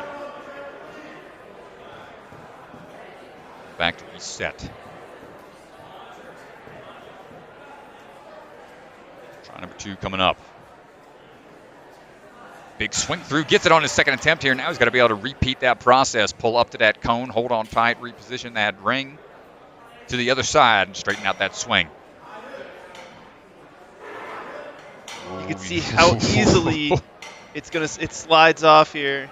The hands are on top of each other, but he gets through it, and one more swing. Nice job. Only takes that one fail on that one, and now lining up for the scariest one for me is going to be this diamond dash. And oh my goodness, another one. Damn. You can see a lot of athletes seem to be coming up just a little bit short. I would like to see the athletes start to go a little over-exaggerate where they need to land on the diamond there.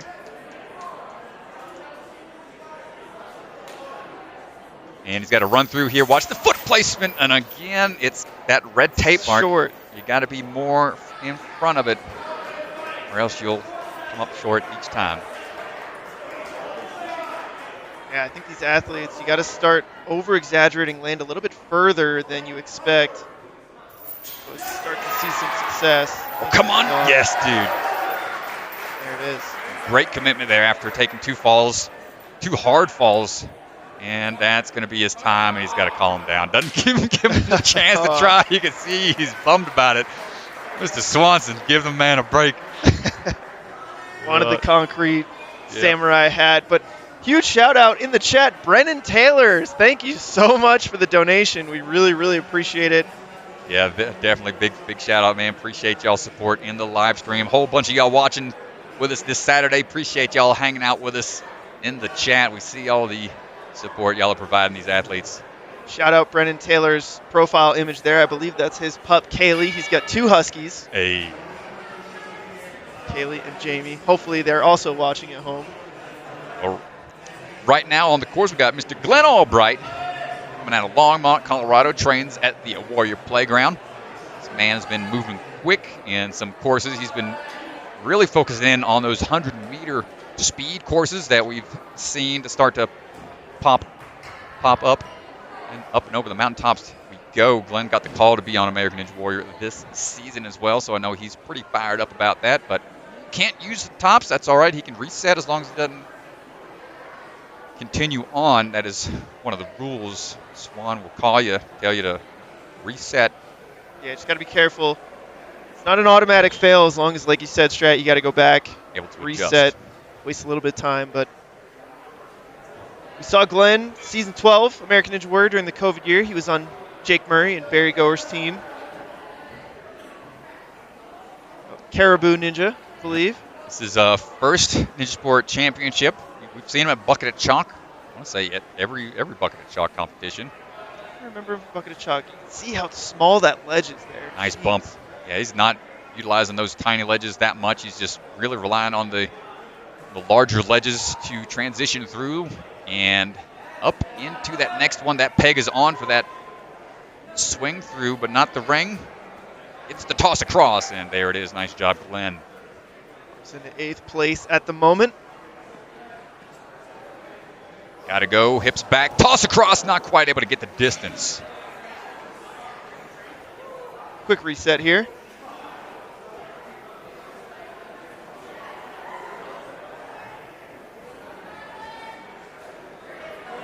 And much more power out of the swing through that time, able to pull up into the cone grab. And trying to dial back that swing just a bit. Position the hands a little bit risky here. Got to make sure you get tension. Or the toss across. Don't want to have to reset again. Coming up on 2 minutes. Gets the clear. Shaken out for the scary agility obstacle. Glenn, known for his speed. Hold my breath here on this one. Again, another athlete that comes up short. You really got to over-exaggerate that step. Get it a little bit past. Easier said than done here, sitting in the booth. But Glenn works a lot of explosive leg power, but man, this one, it takes so much accuracy on that second board. And taking 2 scary falls like that, just got to keep pushing past it. Again, just short. You can see the frustration, but it pops right back up. And tough break for Mr. Albright. Just watch that second step. You really got to over-exaggerate all of these athletes so far today. Landing short. Strat, what do you see? Well, if you look at his eye line, he's looking up early at the ring. You got to know exactly where the foot is going on that one. And then you can transition up to see where the hands are going. But it's such a quick transition, man. It's hard to do on the fly. Tough break for a lot of these athletes out here.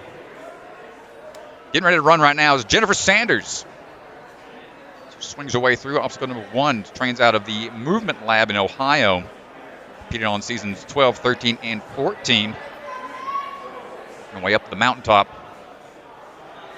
Now Kaden.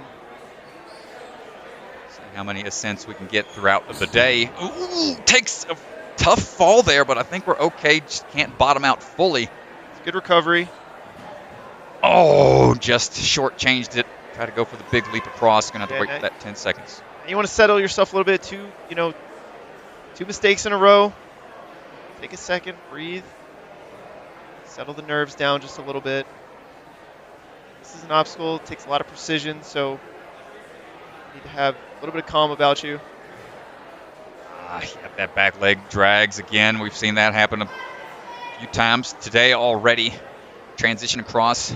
Got to really commit to the jump and really have a lot of power and the accuracy for the hands as well.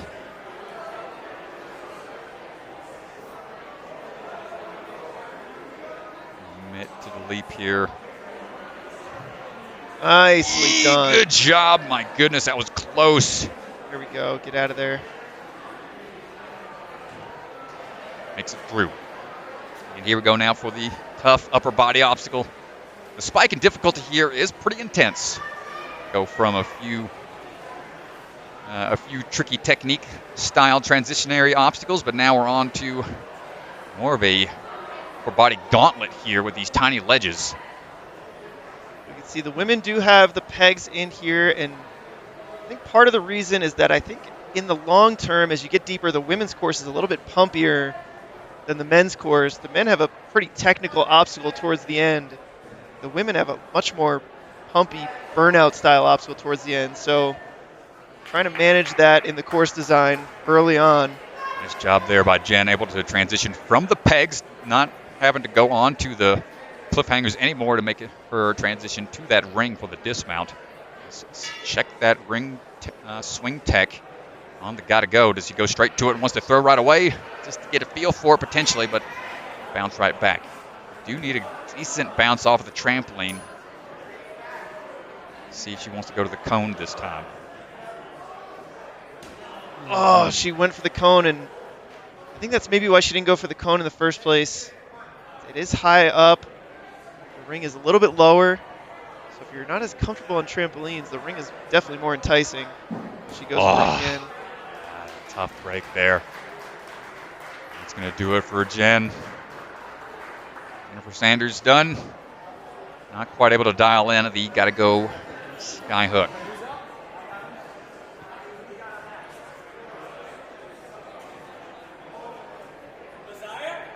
Up now is going to be Mazeiah Andrade. Coming out of center court and next level location. Rock climbs, plays guitar. He's jumping all over obstacles. Should be ready to go at some point. See where he's at. There he is, I believe. Running to the start line right now.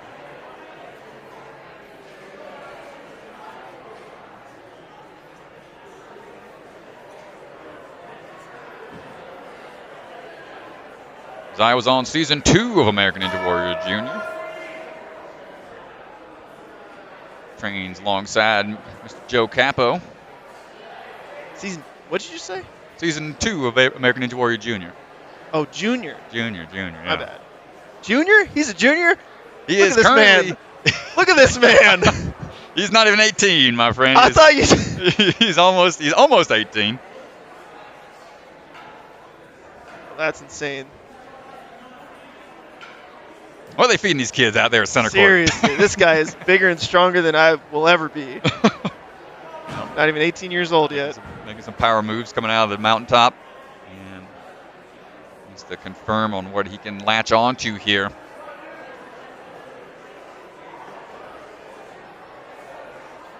Working his way around these underclings. Big leap through, nice work. Rocking the strikes on the feet.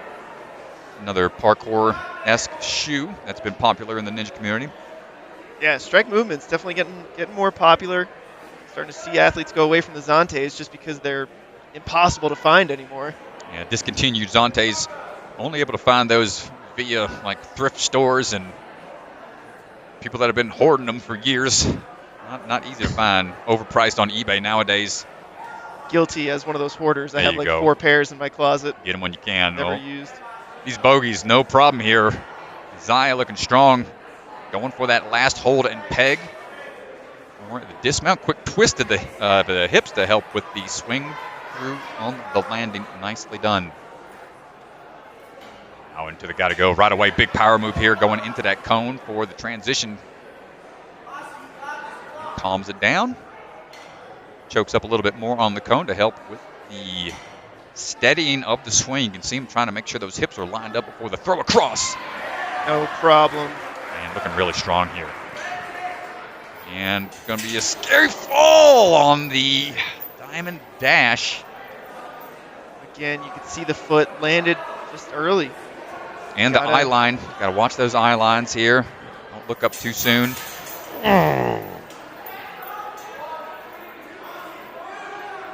But we're starting to see more obstacles that are balance obstacles incorporating where you're either dropping down to it from your hands or now it's going from your feet up to something else. And oh my gosh, what a strong start from Mazeiah. Unfortunately taken out by the diamond dash yet again. Max and Caden. Probably never going to hear the end of this from all the athletes. These diamond dashes. Yeah, this one is brutal. See the eyes, he just loses track of where the feet are going just too soon looking up. You got to really commit to that foot placement here from DGS.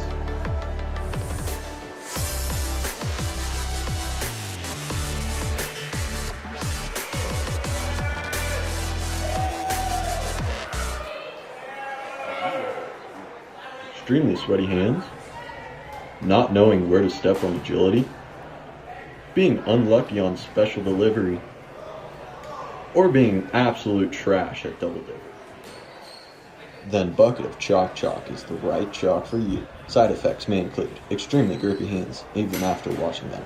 Always know where to step on agility. Adds a bit of extra luck on special deliveries, and it tastes like success.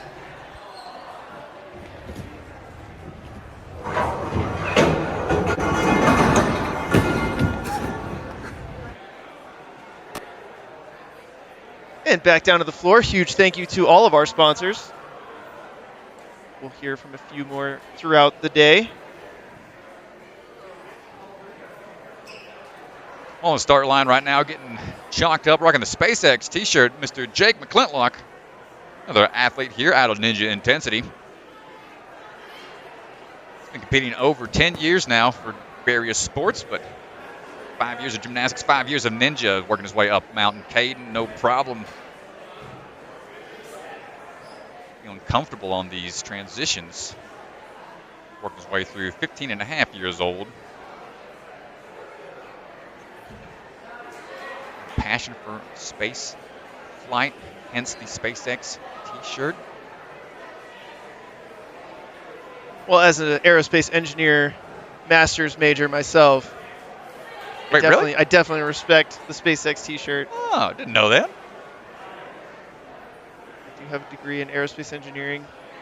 I haven't used it. You're the first space ninja, first ninja in space. Have we had any astronaut ninjas? We have not had any astronaut ninjas. Maybe Jake could be the first. That's one small step for man, and then one giant leap for Oh, Mr. no. Mcclintock to get through the bogeys. And up into the gotta goes, and nice work on the first attempt. So far, so good. Trying to dial this in here. Houston, we do not have a problem. He is looking for the dismount. Splash down.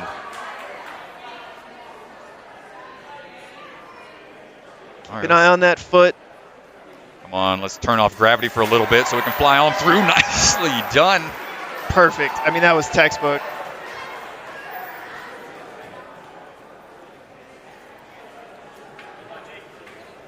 Here we go now.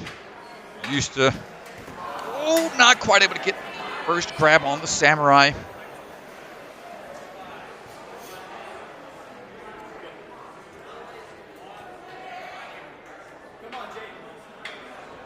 Number 2 coming up. Get the bigger swing to it. And not. You can see how much that hat starts to tip. And then it just, once it starts to tip, you're going to slip. Because there is no grip on that thing. It's completely smooth up top. Yeah, you really got to hit the center of that thing. Hold it! And the UFOs takes out the astronaut, Jake Mcclintock. Great run. That's going to put him in first place currently. It's a phenomenal run, my name's and Anthony we Ferrari got to Wilson, go and back I'm the and look at 1 second. We got to go back and we got to look at his balance here, because this was absolutely textbook.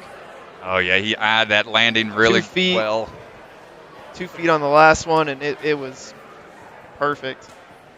Nicely done.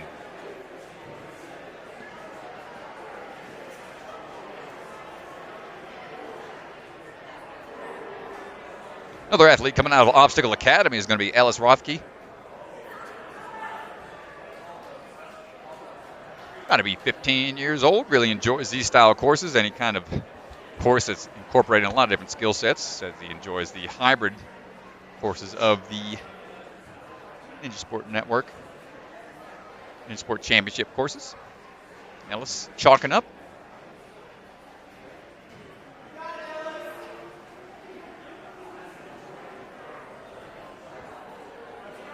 Waiting on the cue to go, and there we go. Oh, takes a big old skip there, going to cut that corner. And no need to go to those other 2 rings. We'll see some other athletes kind of follow suit as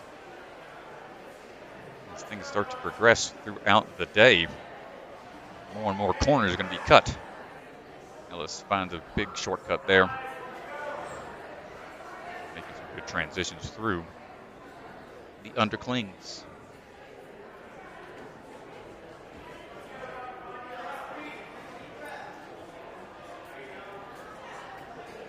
Chalking him a bit more, make sure he's got a fresh layer of chalk before taking on these bogeys.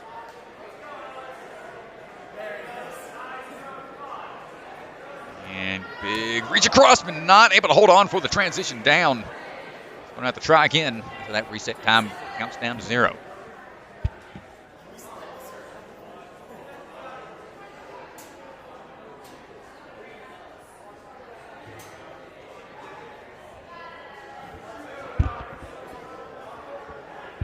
Taking that match technique approach, moving quickly through I think he's going for the big transfer, trying to go for the bicycle kick, and nicely done. Able to get across, not skimming that pad.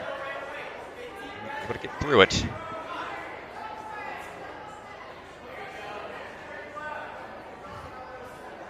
Let's see the swing tech on the gotta go skyhook.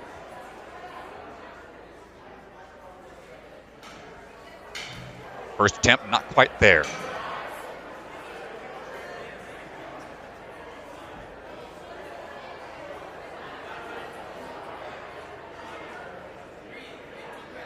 Catching his breath a little bit. This altitude is no joke.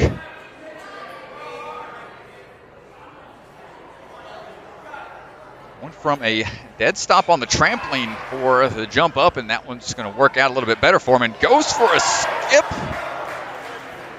Well, here comes the beta break. Oh, no. And not able to get the diamond dash on the first try. He's going to go ahead and reset. Wait for that reset time to go back down to 0. Can't imagine we're not going to see that more here today. Oh, my gosh. Right on the chest. Oof.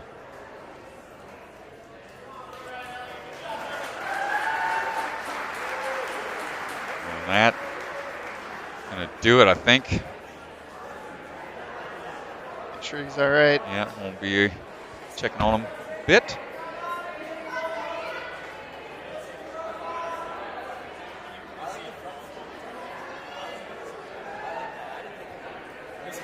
Thinking about it, I didn't know somebody would go for it.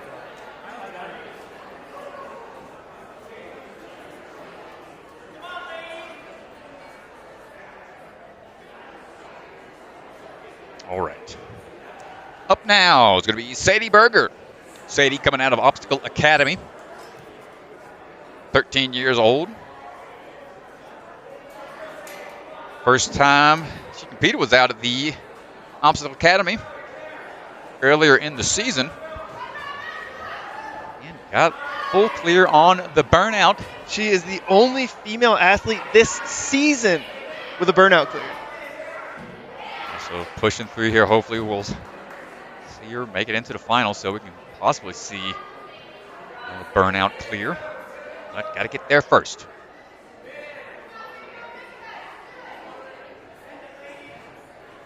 Not able to get that move across. Sadie 4:10, so might be our shortest athlete out here today. See how much she's been working those cat grabs, those jumps. Certainly you could see even just with this first reach here, Strat, that, you know, for the shorter athletes, this is a really, really tough transition. So will she find it here? Nope. Yeah, that's the 180 Catwell. We saw her in the finals at Obstacle Academy. We'd hate to see her take an early exit here in the open. See hands on the hips. Might not be too happy with how her first 2 attempts went. And not able to get the transition, and that's a tough early exit for Sadie. Yeah, that's a tough early exit. We're really looking forward to seeing her, but we'll see her in the championship. She'll have an opportunity to run the burnout in the championship. All athletes run all courses, speed hybrid burnout, in the first round of the championship before we get down to our final 10. So she's already qualified from competing earlier in the season, but trying to get that extra points just to help with the leaderboard or the run order seeding as it gets closer to the finals. Up right now, it's going to be Blake Mason. yeah, championship run order is based on what place you came in, the best qualifier that you had. So if you compete in 3 qualifiers, your top placement will determine where you are in the run order. Blake coming out of Center Court in Lawrence. Was in New Jersey. Decided to go to a boarding school just to be closer to Ninja, making his way through that mountaintop. Can't use the top, Yep. had to reset. Popped there.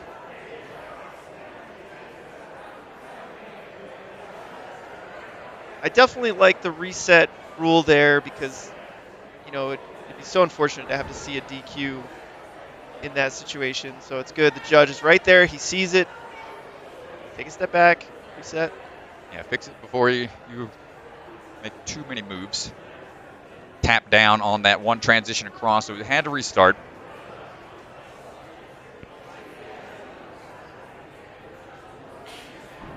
Big leap.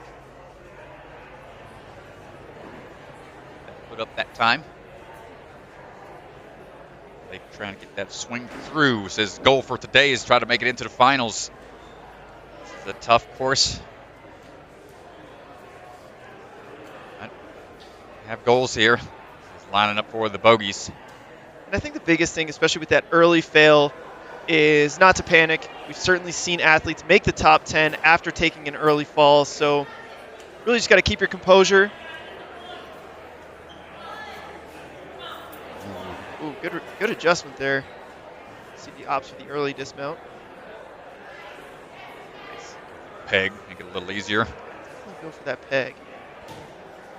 And you can tell which athletes really feel comfortable up there because they start their swing as soon as they feel that hand is in a good solid hold. Get that hip swing in the right area right away. Let's see what he decides to do here. We saw a big beta break where athlete just went for the skip here off of the ring. Looks like he's going to do it as intended, as designed. Ooh, get a little bit of a hiccup there, trying to dial in that sliding ring. Nice, and gets the dismount. We're good, moving on into the Diamond Dash. All right, watch those feet here. 1, 2, grabs on, gets the transition through, nicely done. Nice. Again, textbook. And this is why he put himself in 4th place here. This is why you don't panic on an early fail like that. Gets a little bit of a feel for the Samurai, but it's going to come down to just a few seconds remaining.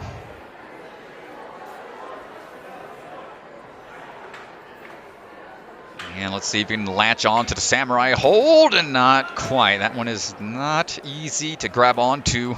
Tips way more than the traditional UFO style hold. And they aren't textured like the rock climbing holds, other type of hanging apparatuses we've seen. It's more like a slick chuck, if you've seen those monstro holds before, more of a slippery surface, where chalk doesn't really help. And up right now, the Chatterbox Ninja, Kaden Forsha. We saw Kaden 2 weeks ago at Traverse. Kaden, almost 14 years old. Got to be 13 to be able to compete. And we're losing the top, going less shirt, more power out here. Kaden trains here at Ninja Intensity, was on Ninja Warrior Junior all 3 seasons. Getting some final clarification. See what he decides to do here.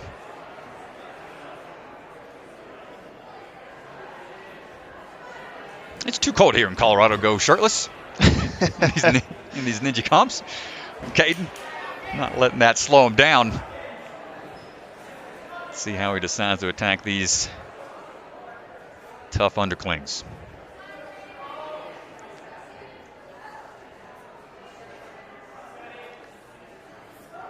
Looking for maybe a higher foot position for the leap, but gets it through. Nice job. Shorter athlete, not too concerned with the foot dab on the cat grab through. Gets the shave for the dismount. Nice job, Kaden. Yeah, pretty smooth there. See what route he decides to take here. Trying to stay on these bogeys. Looks like he's going to match tech when he needs to, but nice, just kind of one-arming through. Yeah, it's a good way to do it to save strength, and nice match tech to pull through for the dismount there. Excellent work. Let's see what he decides to do here for the throw through on the gotta go skyhook. First move, nice. You see him screaming out there. He is fired up about something. Dude, he's having a great run. No fails to this point. If he can get off of this, oh my goodness. Oh my gosh, goodness. That's some like magic in the air up there, trying to pull through. Let's freaking go, Kaden. Thought the ring was going to pop off on him, and hold on tight, man. He is firing up the crowd here. Oh, he hesitates a little bit, but good twist of the hips. Be able to line it back up. Got to go to that platform before transitioning off. Now that's going to put him into second place before going into the Samurai Slider. Big backswing coming up. Great adjustment. He's clean to this point. Ooh, takes his first fall. Wow, great run so far. He's got a minute left. Dude is constantly screaming. He's so hyped out there. 2 obstacles to go, and these are the crux obstacles right here. Come on, brother, get through this. Hold tight. This is absolutely waking everybody up here this morning. Getting the crowd fired up. Let's go, Kaden.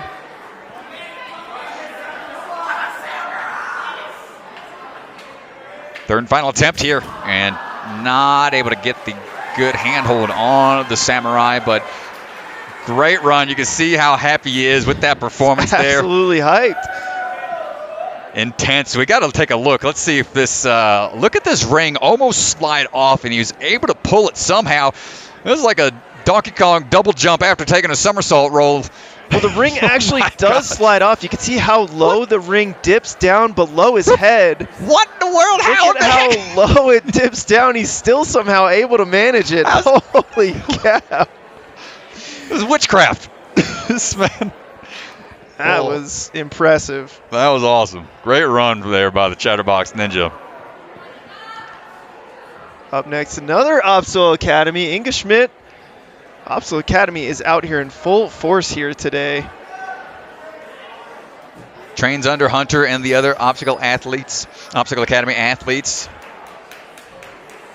Currently in 11th grade.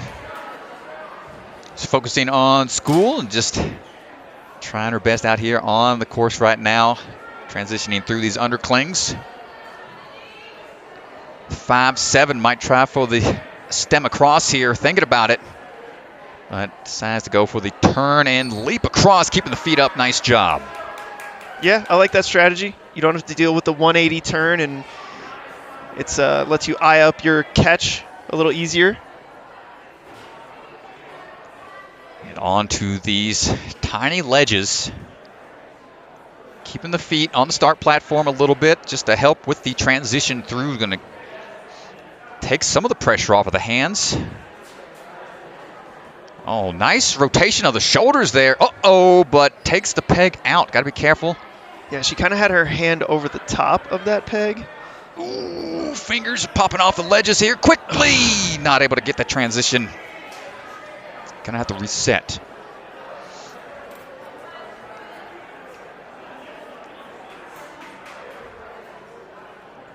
Try number 2.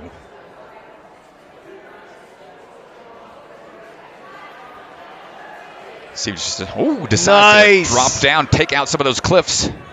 I absolutely love the commitment there. Let's see, she's going to maybe try to go for that ring, go for the dismount. Big toss. No, the heels on the platform behind. That's the padding. That's out of bounds. Needs a little bit more distance to fully clear it. Right away into it, not taking much of a break in. Unfortunate there. Probably should have taken a little more rest before attacking it again. Well, that's going to do it for her run.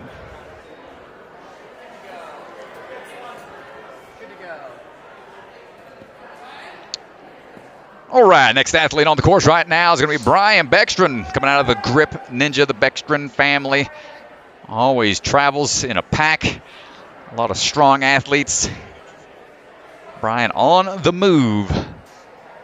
Played basketball back in college. 44 years old. He's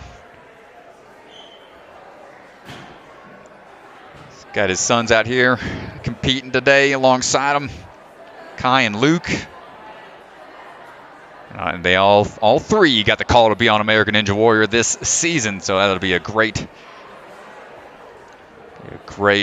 experience for the family. He's making his way through. 6'2", so these reaches and leaps for him not going to be an issue. When he's not training at the Grip that the Beckstrands own, he's serving his community as a fireman in the city. So big shout out.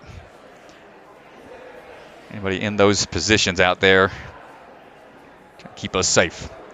Brian wants to be safe here as he works through, punches the, looks like he accidentally hit the beam above as he was trying to transition across. Brian has to reset. Takes his first fall. Oh, and I like the shorts. I just noticed that. It's Baki the Grappler. If anybody watches that anime or reads that manga. Pretty cool MMA style fighting anime. And trying to transition through. I didn't know Brian was an anime head. I'm going to have to chat him up about that. He was a city finalist back in season 7, 8, and 13 on American Ninja Warrior. Hoping to add to that coming up in season 15, just a few months.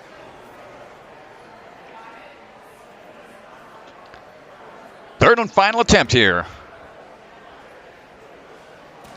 Brian trying to dial this in. And he tried to go for a bigger reach across and not able to get it.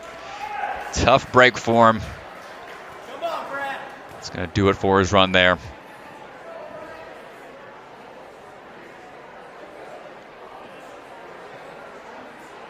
Getting into the upper 30s for the run order here, so I believe we'll be coming up on the end of our first wave.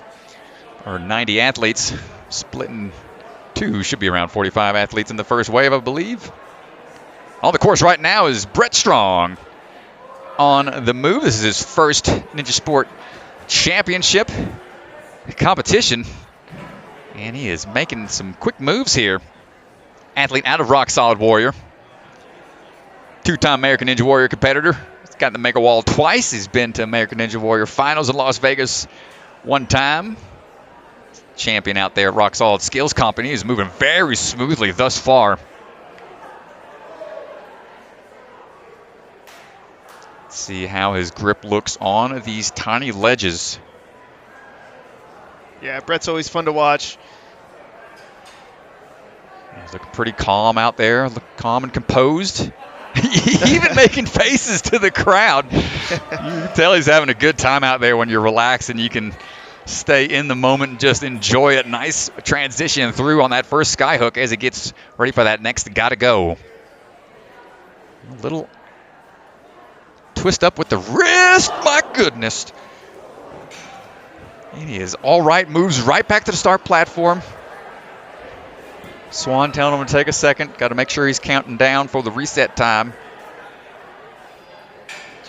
Really ensure that ring is locked in. That swing tech is ready. You got a lot of back momentum to ensure it's latched in for that transition through. Nice job, able to adjust.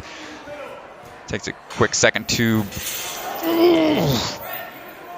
My goodness, I'm going to be sore back here for as many times I'm saying oof. Oh, yeah, Gosh, dude. This Diamond Dash is rough. Try number 2. Again with another tumble. It's been a rough run here for Brett Strong in terms of the falls, taking some real hard ones. Well, he's looking at the ring too soon each time, and that's unfortunate. Had a strong start, and that's going to do it for him. But man, oh man, let's take another look at this peel out. Couldn't quite get the momentum for it. Yeah, locked in. It started sliding. You could see hand on mouth. You can see the resetter in the corner. Instant shock. It is a scary fall, but he's able to pop back up. Resilient athlete out there. Nice try from Brett Strong. Up next, Austin Gray. Austin Gray, Mr. Share Your Spare.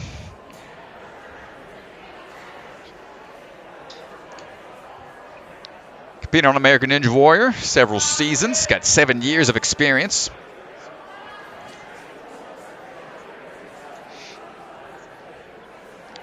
He's been on 5 seasons of ANW. He's competed on 5 Power Towers on that show. Got a safety pass 1 year. Didn't need it. And now is working his way through pretty quickly. I'm definitely stoked to see Austin compete. He's a bit of a procrastinator. He was on the wait list for 2 of our other comps, I believe. So Glad we got him in for this one. That's most ninjas, I think. They're always signing up last minute for things, and just skipping the platform straight to the top of the block, showing his confidence on those throws. Nice, great control. This is what you would definitely expect out of Austin for this obstacle. Yeah, seasoned athlete. He was almost the last ninja standing 2 times on American Ninja Warrior, but into this gotta-go throw. Nice work in transitions. Great swing through on the cone. Let's see if he gets that throw across one more time and dismounts right away. Smoothly done. Well, American Ninja Warrior veteran, he's used to big obstacles, big balance obstacles. The ones on the show, you got to be quick and precise. Yeah, he kind of went at a controlled pace here on the approach and just misplaced that foot at the start. Again, a lot of athletes undershooting the first one. Yeah, he's tangled up here. That's the danger of able to get the grab, but kicking the platform. Just don't panic here. Yeah, it might just be smarter to reset instead of wasting time there. Unfortunate. He's got one more attempt here. Come on, Austin. Let's see if he decides to change his attack here a little bit. Much better, much better. Nice job, dude. Let's pick up the pace now. He's got 1 minute remaining. Yeah, he's going to have to move here, and this might be the difference between the top 10 is getting through this obstacle. Oh, yeah, no luck on the first attempt. You got to be so precise, hit that thing right in the middle. Well, what stinks about this is like you don't even get a good feel for it when you fall like that so quick. But it doesn't matter because he gets onto it and gets to the last UFO. Does he get the dismount? There it is. Nice job, Austin Gray, right away into it for the. We're on to the Planetary Confusion. What is this one called again? Final Frontier. Final Frontier. First clear of the UFOs. Austin Gray puts himself in first place, even with 3 fails earlier on. Well, you can hear the whole crowd just go completely silent out there as he tries to transition for this last move. He doesn't have much time left. He's got 5 seconds. He needs to get the He's gonna have to make the launch. That's gonna do it for time, I think.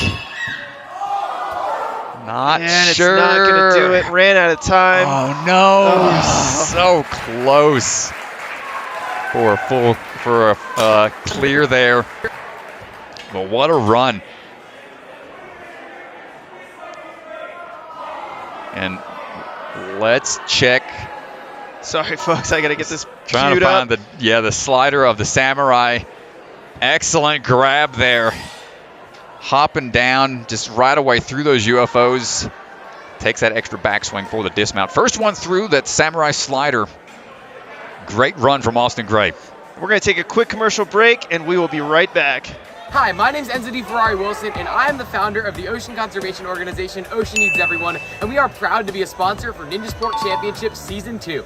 I'm here to tell you today about 3 reasons why you should help the ocean. 1, there's so much left to discover in the ocean. 91% of marine species are still undiscovered. 2, if we don't help soon, there's a projection that by 2050, there will be more plastic in the ocean than fish. 3, without the ocean, we wouldn't even be here right now because it gives us 65% of our oxygen. So even if you don't live near an ocean, go out and pick up some trash because it will make a difference. And one final bonus reason why you should save the ocean is because it's nice and refreshing. Ninjas, it's time to take your training to the next level. You need a ninja course in your backyard, and FitBuild offers a range of beginner to elite level courses. All builds are completely customizable and designed to fit your ninja needs. Build slots for 2023 are filling up fast, so contact FitBuild now to secure your spot. Check them out online at fitbuild.co or on Instagram at fitbuildco.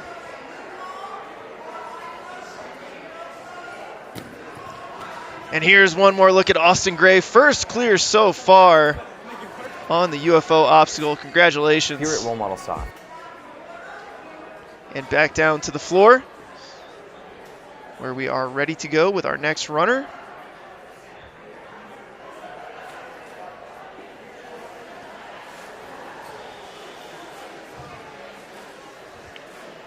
All right, next athlete up is going to be Kyra Crowe.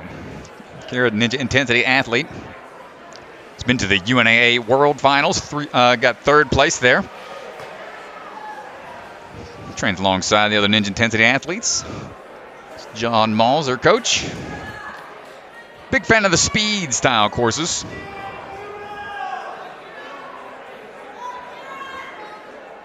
Another local here, native to Colorado.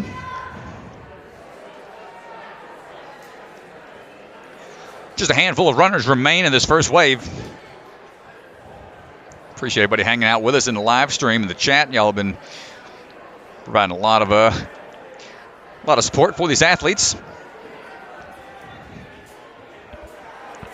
I know they appreciate it. We appreciate y'all. So here we go. Hopping through. Let's see if she's got the speed for the climb up here. No problem to the top.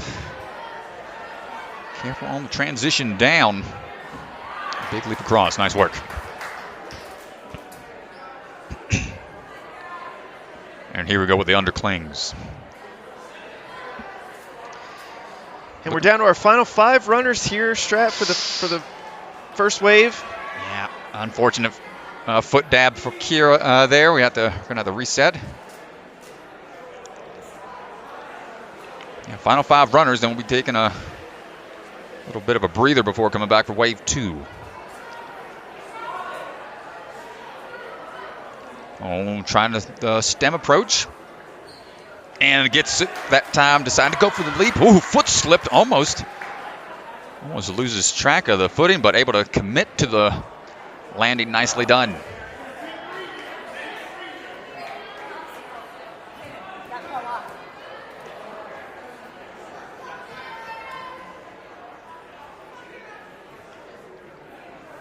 Well, we'll see if Kyra has the grip strength here for the bogeys. A little too much swing there.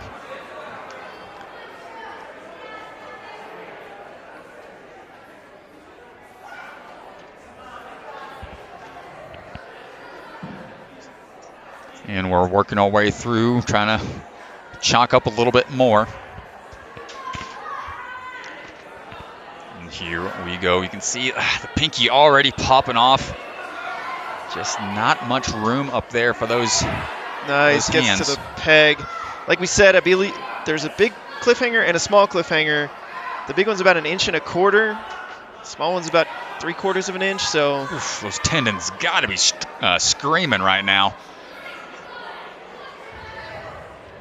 Straight to the ring from the peg and gets the dismount. Nice job.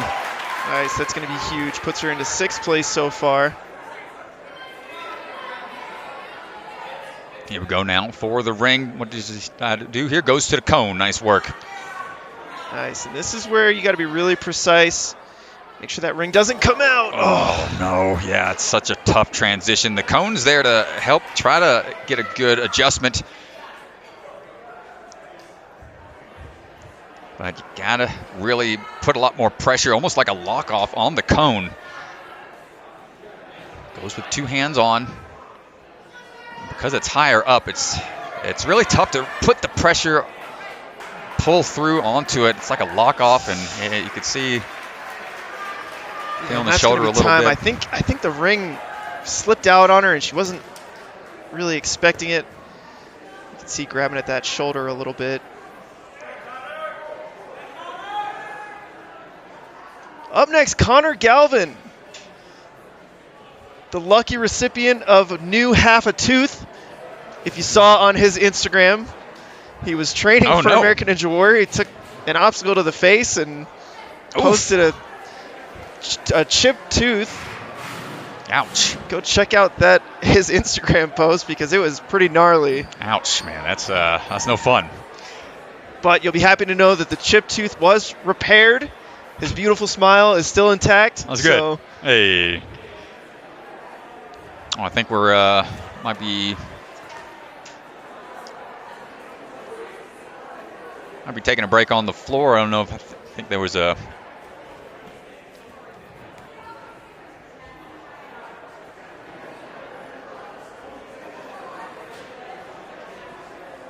Is Connor getting put on get them put on pause for a brief second here. I believe there was a possible course not a malfunction, but something to be patched up a little bit when they're out there. I think we're getting word from the floor exactly what happened potentially.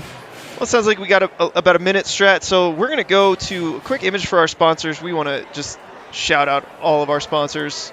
Thank you so much to everybody who helps support NSC, NSN, making these streams happen, these competitions.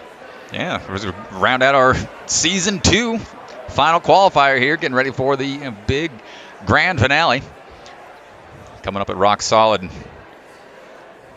Middle of February, coming up in just a bit. Folks, if you're in that North Carolina area, right outside of Raleigh, come on by. It's going to be an exciting time at their new facility up there. It's a great spot. Probably have a lot of spectator area to come hang out and watch the action live as it's happening. Or definitely tune into the live stream. It's going to be a whole lot of fun coming up in just a few weeks. Well, one of my favorite moments so far, Wave 1, we saw Austin Gray compete just a few runs ago. Takes 3 falls, 2 from the balance, and then 1 from the samurai. And even with the 3 falls, still able to make it down to that last obstacle. He's sitting in first place right now. It's one of the reasons I really enjoy this kind of format is it doesn't all come down to one mistake, and you can really have a comeback as long as you can keep your mindset right, keep your composure. And we'll see if he makes top 10, but certainly a good position himself really well, even with 3 fails.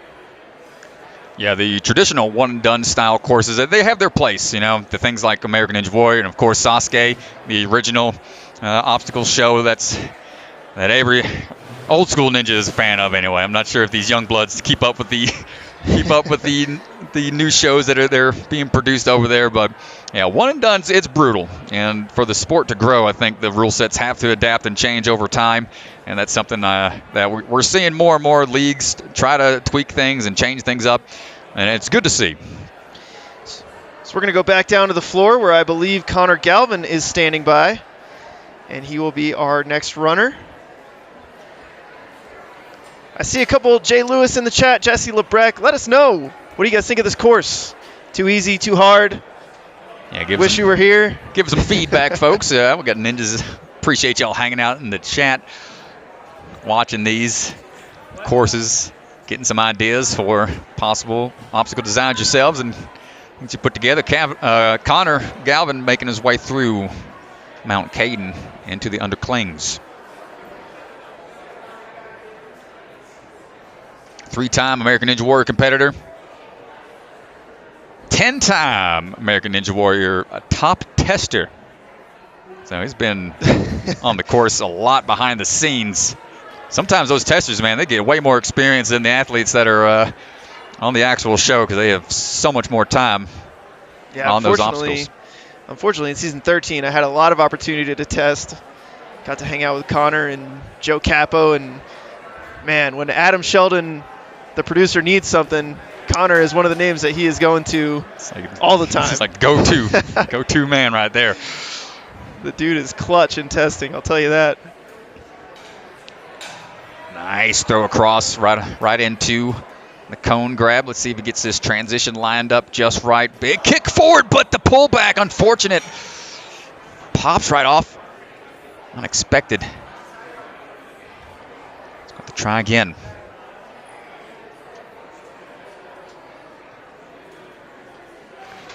Trains alongside Joe Morovsky, Jay Lachey, Joe Capo, and Abby Clark. Let's see if he can figure this one out here. Oh, no! Whoa, my gosh, and he just keeps rolling. Just came up short on the transition there.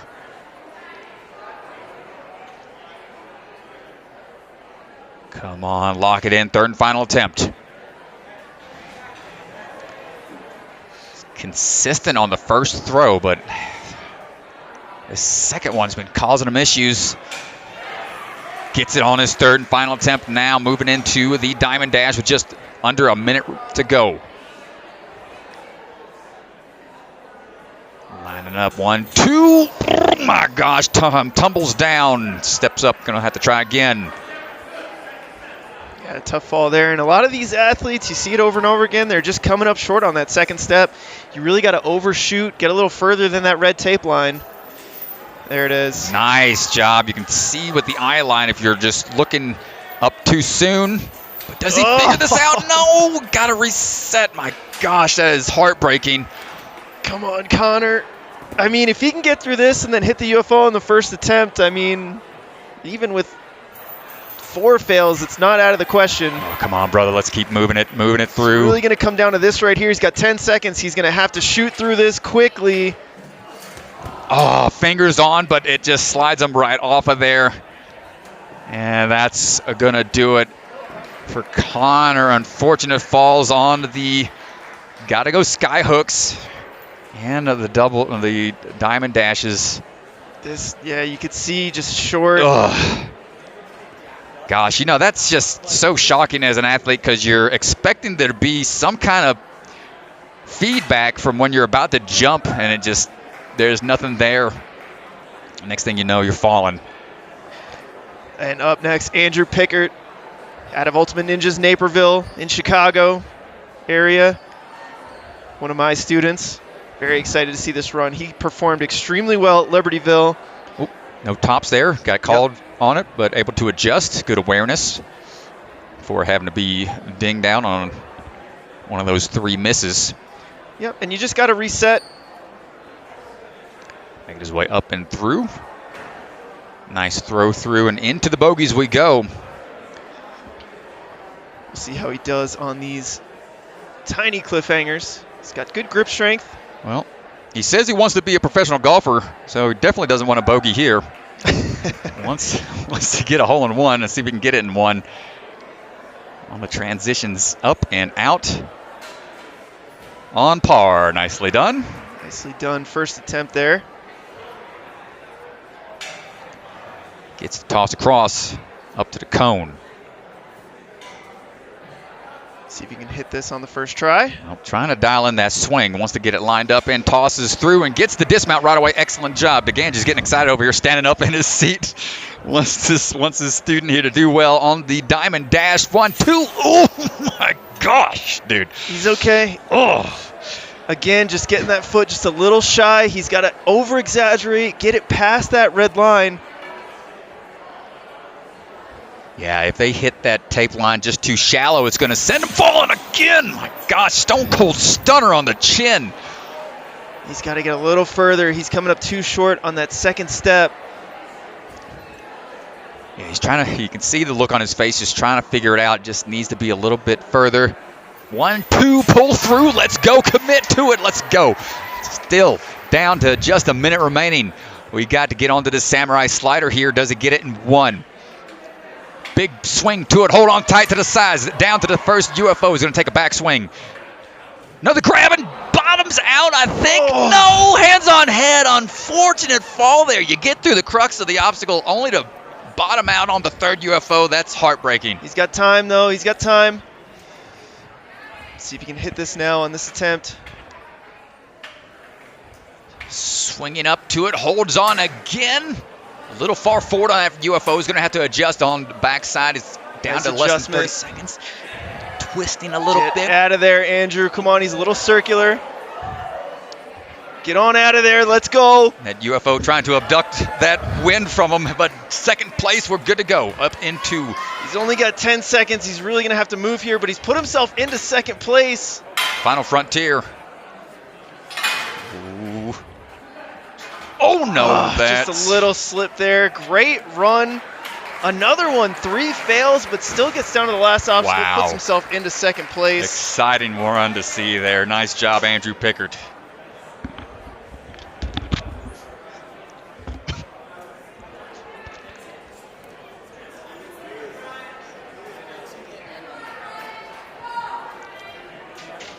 And up next is going to be Ryan Richardson, athlete out of Ninja Force in Albuquerque, New Mexico.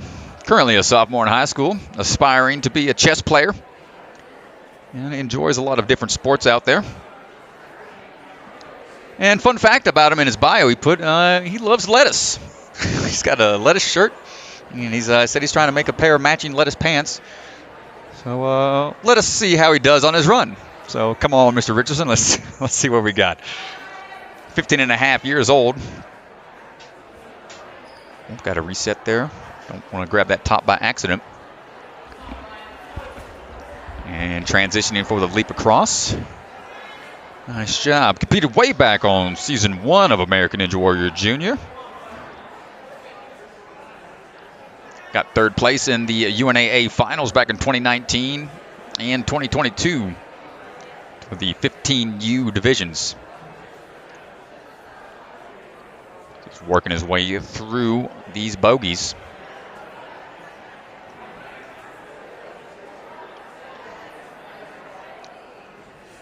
.62, some decent wingspan.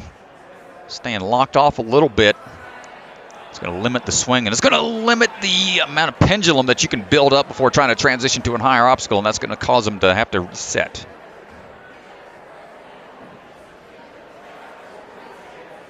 Chalking up a little bit more.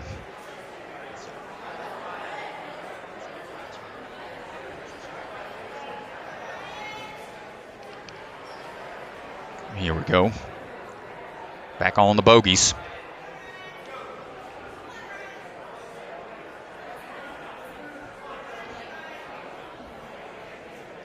See what he decides to do here. If he's going to go for the dismount across, and not quite enough. Need a little bit more distance to ensure he was fully clear onto the platform. That's the dangers of having the padding there right next to the end platform. Can't leave any room for potential call-outs. Need to make sure that swing through is substantial enough, and this is his 3rd and final attempt here. It's a taxing obstacle and just not able to recover quick enough in between sets. Rod Richardson takes another fall there on the bogeys. And getting ready to run right now is going to be Jalen Bennett. Down to our final 2 runners of the wave, Jalen Bennett followed by Jack Ferguson. Jalen coming out of the Ninja Nation Lafayette location. Trains alongside Austin Gray, Taylor Green, Emily Keener, the other Colorado athletes. Saw her compete a couple other Ninja Sport Championships. Helped us out during the UNAA finals as one of our scene switchers, camera operators. Huge shout out. NSN pulling for Jalen right now. Just working her way through these transitions here on the underclings. Trying to find that turn and burn here. Gets the leap, but needs that back foot to follow suit. She's not training and competing in Ninja, likes to coach gymnastics for high school. She's back on season 14 of A&W and off angle on the transition there. She's going to have one final attempt at this. See if she can dial this in. This would be a pretty big upset here, Strat. Definitely would expect Jalen to get pretty far into this course. I hope she can figure out this cat grab. Yeah, some of these parkour moves we don't typically see utilized a lot, and it's something I like to see incorporated into these courses now, because it does help a lot when it comes to just understanding your body and awareness and knowing how to transition through things with these obstacles. So Jalen able to figure it out on her 3rd attempt. I really like the full body obstacles, the cat grabs, the parkour boxes, and the speed, but it just depends on your opinion of Ninja. Is it all just upper body craziness, or does it involve that full body control, awareness? Yeah, it definitely changed a lot over the years, so it's good to see a mixture of skill sets and things being tested, not just hanging from your hands the entire time. But Jalen trying to hang from her hands, getting through the bogeys. It's been a stopping point for a lot of athletes today. Come on, dig deep here, trying to get onto those pegs. Nice, makes it a little further this time. Yeah, she's sitting in 9th place right now. Go a long way to clear this obstacle. Careful on the buildup of momentum. Don't want that peg to peel out on her. And nice transition down. Here we go now on the gotta go skyhook.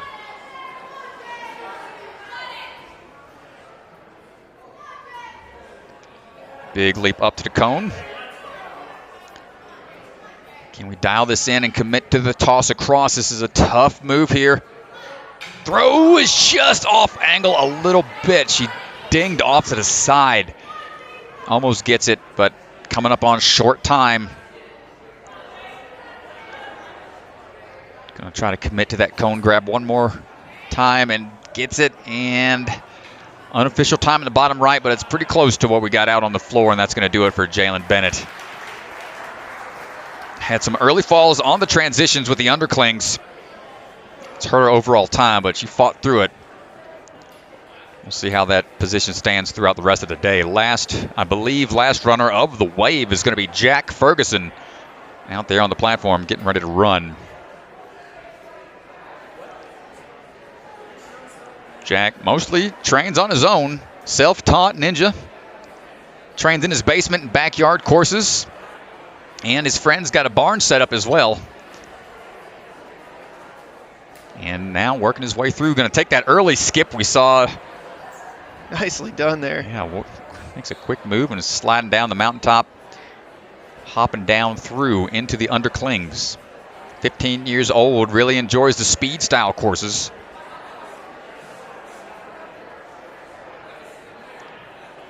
Trains alongside Alex Newcomer, which we saw earlier in the runs. Let's see how he handles the bogeys coming up, if he can stick this landing. No problem popping his way up to this first grueling upper body obstacle. Going with the straight static. I like the lock-offs here, trying to make quick moves here. And going for the up move, I believe. There it is. Make sure we get a good handhold on that peg to make sure that landing isn't too difficult. And here comes the gotta go one and done perhaps. Ooh, nope. Can't take a backswing. It'll pop you right out of there. Laughing about it, that's all right. Shake it off, wait for that reset. Try again. Try number 2, gets the distance that time. Gotta pull up to the cone. Take the ring out and with. I think he's going to, nope, going for the skip. Big leap across. If you get the Lachey power, there it is. I wonder if we'll see more athletes go for that skip. I think that will be a beta break for sure. And nice, but misses the bar. No. Too far forward. Had a lot of speed coming out of the Diamond Dash slider. Going to reset and try again. Oh, the one hand. Oh, my gosh. And bounces down, commits to the landing that time around. Nice job. Having some scary falls, but able to recover. Jack on the attack for the samurai hat. Let's see what he's got. Hold on for a split second, but gets dumped off to the side. As you can tell, that one is not forgiving when it comes to hand placement. You got to be really accurate. Try number 2 coming up. If he gets through the samurai slider here, that's going to put him in a good position, I believe, since not many people have been able to complete this obstacle. Gets the grab onto the UFOs. 1. UFO 2 just needs a dismount. Quick twist of the hips. Nice knee tech in order to get that around. And Final Frontier. Only seen 3 athletes on the Final Frontier. And time is going to be running out and popping down. That's going to do it for his run. Jack able to get through the samurai after some scary falls. Able to get into 3rd place currently. I believe this is that one-handed save here. That save was incredible. Coming off the balance, goes up, whiffs with one hand. Wow. Looks pretty casual. Yeah, that was great save and awareness there out of Mr. Ferguson. Yeah, unbelievable save right there. And well, folks, that's going to do it for our first wave of runners. Appreciate y'all hanging out with us. Wave 1 is done. It's an exciting way to start things off. Let's see what we got later on for Wave 2. A lot more athletes to come. Another 45 coming up in just a bit. Here's a look at the leaderboard brought to you by Silent Ninja. Yeah, Silent Ninja, check out their website for custom ninja holds. They make a lot of great stuff. We've seen a lot of their obstacles in some of our courses this year, so make sure you check out Silent Ninja. But here is the leaderboard for the women. Here's your top 13 at the moment. Kayla Cittadino in first place. Samantha Soulen and Jen Geiger round out your top 3 at the moment. And let's go over and take a look at where the men are at.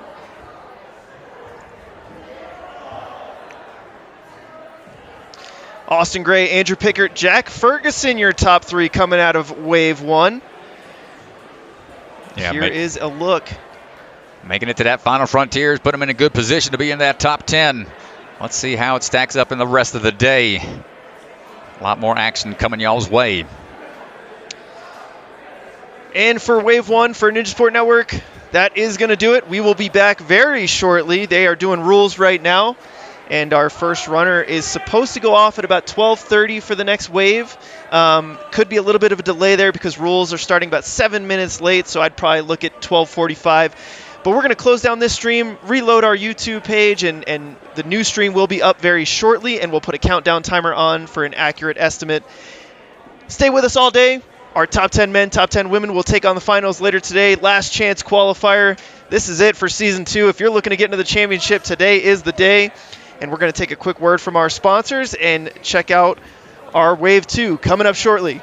Thanks, folks. See you back in a bit.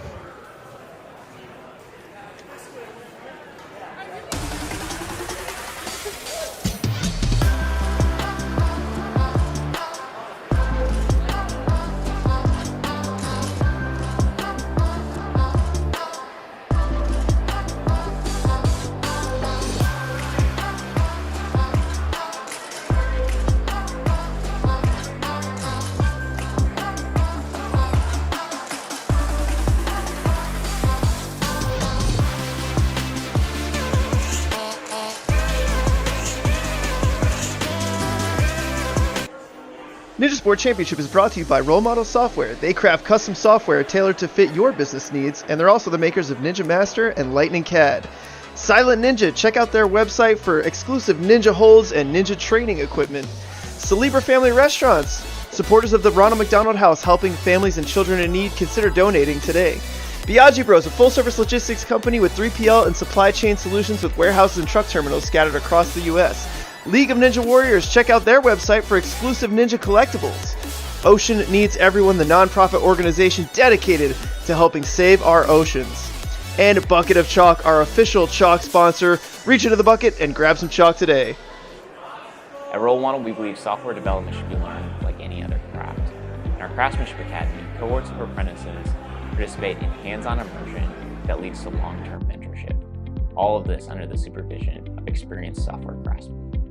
Most of the academy you spend just in a room working with other people that are also struggling to figure out the same things. And it's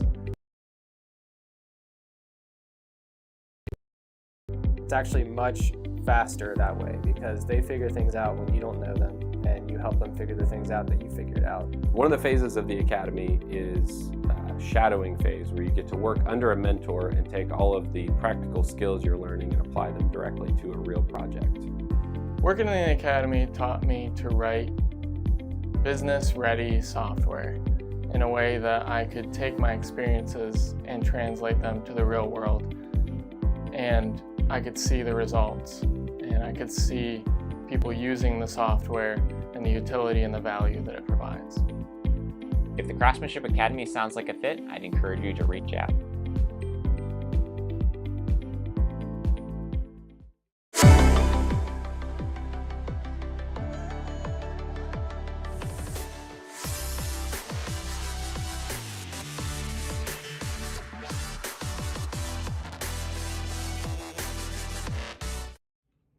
Have you ever experienced extremely sweaty hands?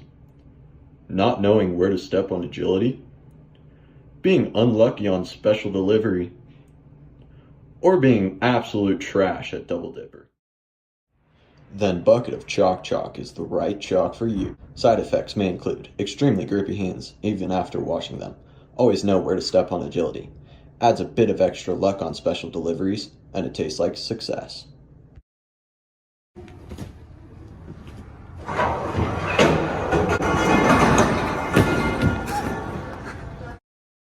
Hi, my name's Enzo D. Ferrari Wilson, and I am the founder of the ocean conservation organization Ocean Needs Everyone, and we are proud to be a sponsor for Ninja Sport Championship Season 2.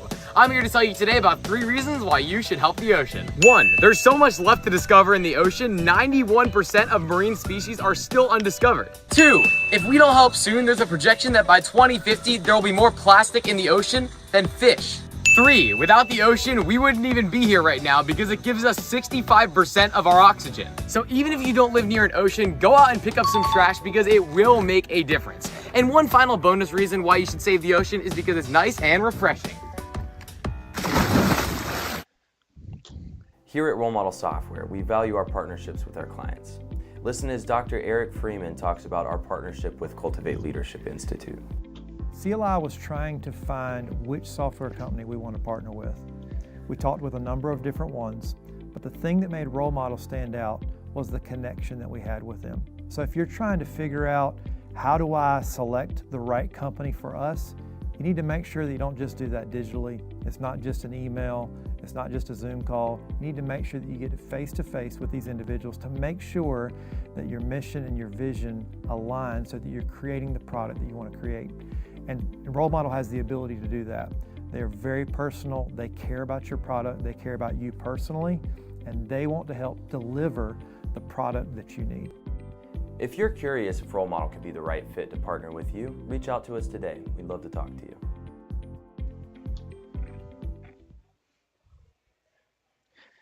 Ninjas, it's time to take your training to the next level. You need a ninja course in your backyard, and FitBuild offers a range of beginner to elite level courses. All builds are completely customizable and designed to fit your ninja needs. Build slots for 2023 are filling up fast, so contact FitBuild now to secure your spot. Check them out online at fitbuild.co or on Instagram at fitbuildco.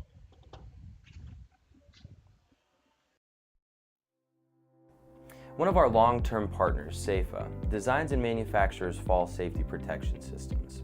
Over the years, they keep investing in their software because of the incredible return on their investment, like seeing their quote times going from 4 hours to just about 30 minutes. That's an 80% time savings. The design software that Role Model created for Safa automates their design process to produce instant estimates, 3D visualization, parts list breakdowns, and more. Once finalized, their system automatically sends the design to the manufacturing team, reducing production lead times by 3 to 4 days. Are you curious to see what a custom software solution could do for your business? Schedule a free consultation today and we'd love to talk to you.